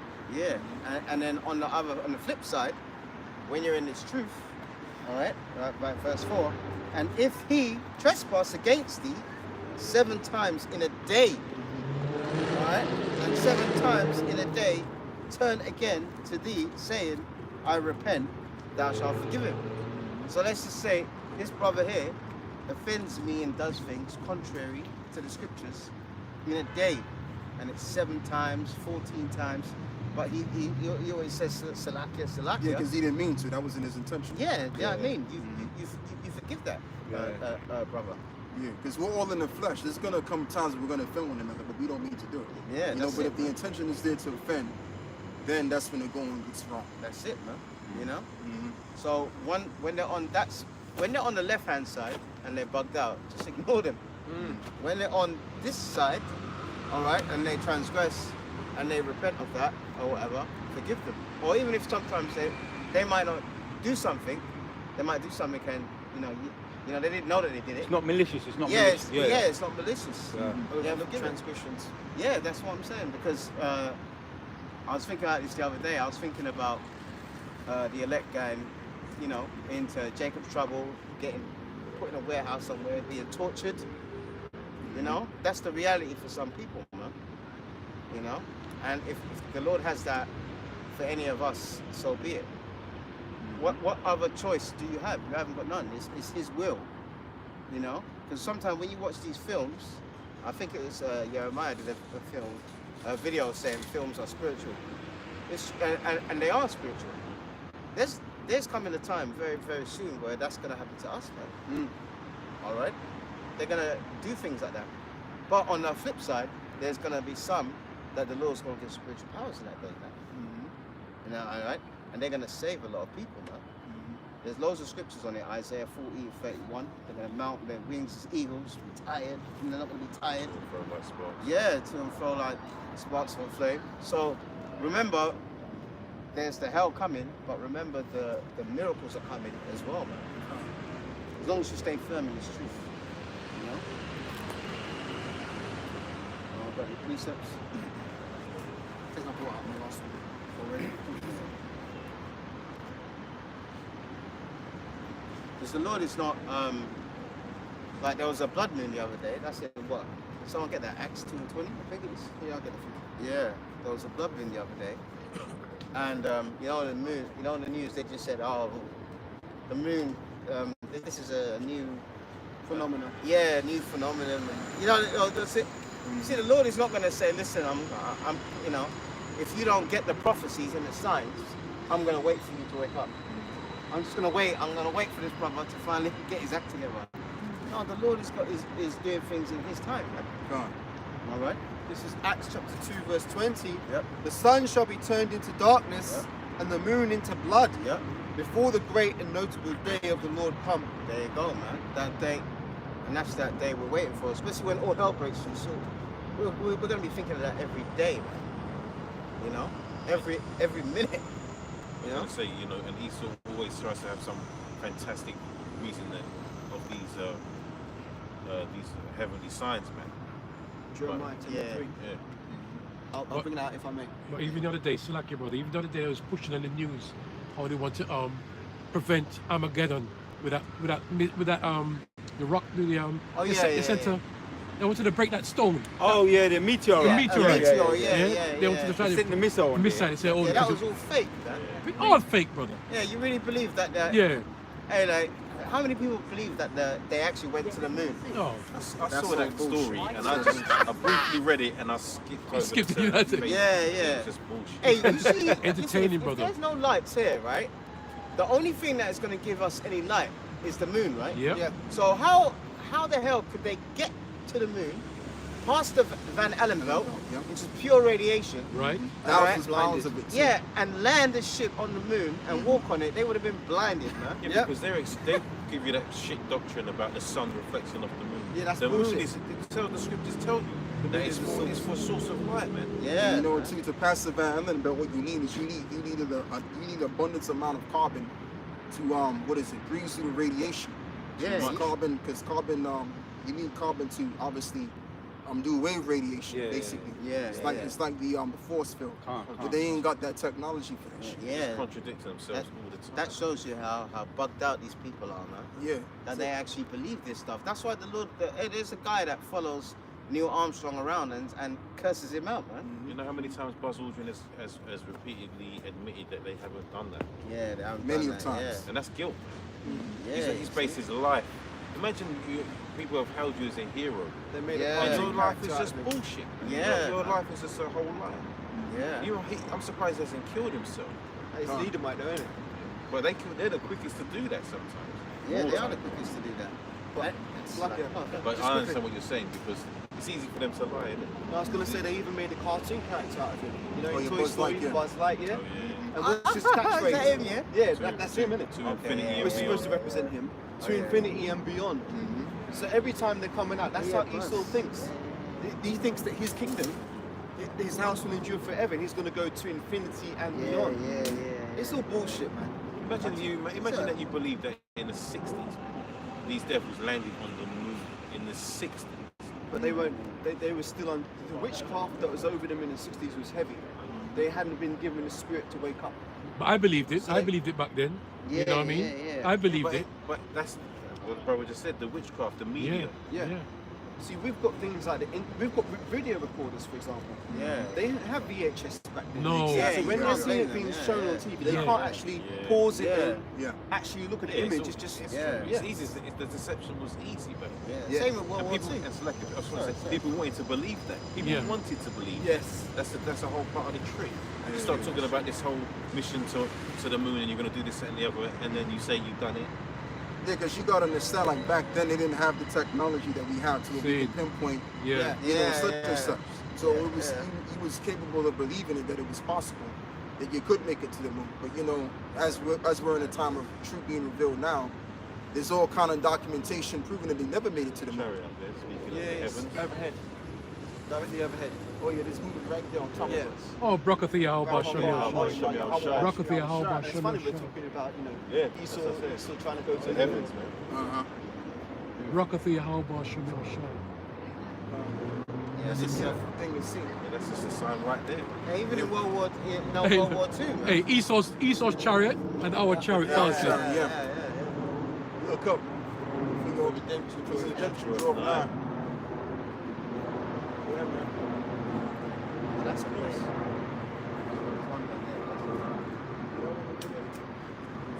Yeah, you have what's Beautiful. it called? Like World War II. Yeah. If you don't really know what going on in World War II by now, man, listen, just go online and look at it, and you'll understand that there's a lot of lies in that World Oh, War. yeah, a lot. Yeah, but it's only because of the Lord making the internet. That You know? reveal things. Yeah, it's revealed things, man. Hey, that saying in the world, history is written by the victors, man. Yeah. Yeah, very true, man. Tell whatever story you want to tell, man. But you've Yeah. got to understand that the losers have their own story as well, Yeah. That's true, yeah. and it's usually the truth. But look who died the other day. They make a big thing out of it. The Harry Potter guy. Wait, you talking about Coolio? Oh He yeah, I know. died, you know. Yeah, I know. He died. No, who died? Not Harry Potter. The old. Oh, Yeah, I'll tell you in a Bobby minute. I'll tell you in a minute. I forgot his name. Bobby Coltrane. I think so. Yeah, yeah, yeah. Bobby, He's dead. Bobby I- Coltrane. I didn't see Bobby that. Coltrane. I just saw it in some newspaper Yeah. today. Oh, same. Yeah, that's James it. and Harry Potter. Yeah, Bobby Coltrane, Oh, he's the fat Harry guy, Potter, yeah? Harry Potter. dies at 72. Yeah, man. Wow. Cracker. Used I to be looked at him and I cracker in the thought, 90s. Yeah. nah, he's Amalek, man. I thought maybe he's a Jake. Nah, he's Amalek. He looks like Amalek. Yeah, he looks like Amalek. Yeah. Looks like Amalek. Dark hair. Could be still an Amalek Jake, but I was thinking, he don't look like one, you know. But Yeah. I might be wrong. And all them people, they've not got away. We're gonna have them in slavery, man. The average Jake out here, even in the kingdom, they're gonna be brutalizing these heathens, man. That's You the know? reality, yeah. Yeah, that's the reality. So we ain't really missed out on anything, man. All right. And Slacker, you know who died again too? That woman, Murder She Wrote. She died too. Angela Lansbury. Yeah. That Angela one. Lansbury. Yeah, I she thought she was died dead too. from time. No, no, she she died died the other recently. day. 70, she was the same age as the Queen, 76. 96. 96. No, that's It's deep. like it's like that, 96. 96. See? Same age, no, 96. 96, yeah. Same, Yeah, because when I Irish. said, Irish. that's interesting. Yeah, she was born. Same age as the Yeah, Queen.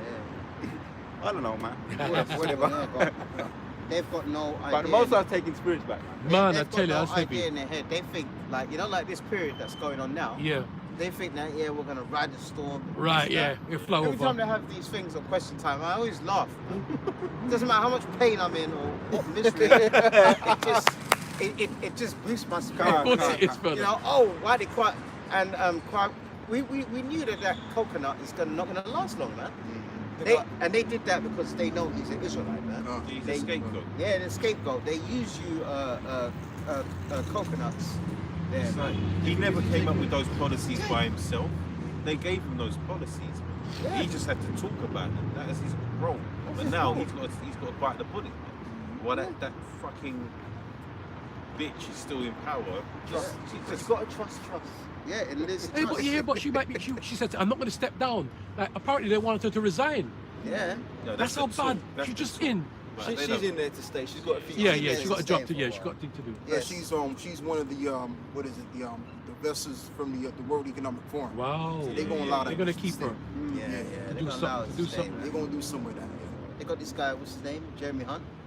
And he's Jeremy he's a Hunt. cold motherfucker, man.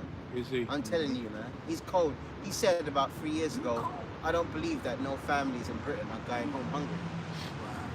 Without food, man. So they're talking like they're just gonna keep going. That's Because controversial. that's what they want to do Yeah. anyway. They want to keep going anyway. They want to keep going. Yeah. The Psalms 49:11. Yeah, brother, read this and we're And then gonna we're going to close close out. out, yeah? Yeah. Their inward thought is their houses shall continue forever. And that's one of the reasons why that they're nice to you Israelites, man, on the surface. Because they think that, listen, you niggas are not going to do anything. You niggas can't even run your own household. You know?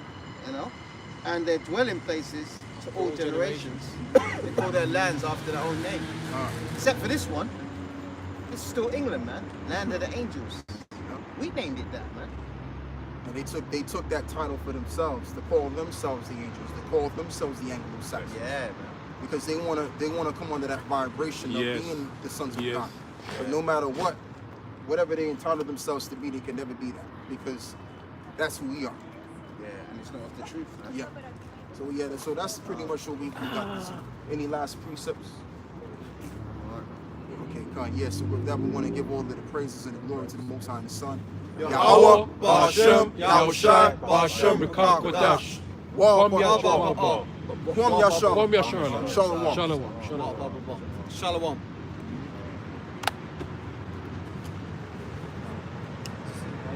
Yeah, so that guy was talking. Up and down. Yeah. Up and down. Now you- Caleb, how you shot this Talking again? about one of the I'm not sure. I should have to stop. Oh, this is that? First day of going to work from the spot. Yeah. So Yeah, I get end. to the Yeah.